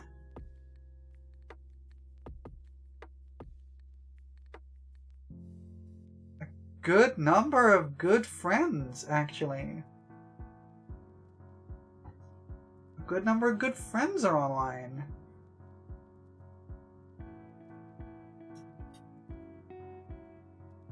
Oh wow, there's a lot of people online right now. Tell you what, let's go say hi to Scott. Scott is playing Dark Souls 3 with some lovely folks. So we're gonna go say hi to Scott. No need for a raid message. If you want one, there is one. Just a basic one. But, otherwise... Thank you for joining me today, everybody. This has been a lot of fun. I need to rest my voice and maybe drink like a gallon of tea. But this has been so much fun. I am out looking at houses tomorrow, so I'm going to be really tired, but I'm going to try and do some more Licorice Recoil in the Discord tomorrow evening. But I hope you've all had a great time. Please be nice to Scott. See something nice in Scott's chat. He deserves it. And Twitch doesn't really count you as a viewer unless you actually say something when you come in through a raid, which sucks, but it is what it is. I hope you've had fun. I know I have. And I will see you all, if you're in the Discord, for the anime night tomorrow. And if not, I will see you all next week. Thank you for joining me, everybody. I've had a great time. I really need to rest my voice. I hope you all have a wonderful rest of your day. And goodbye for now, everybody. Thank you for joining me. Goodbye.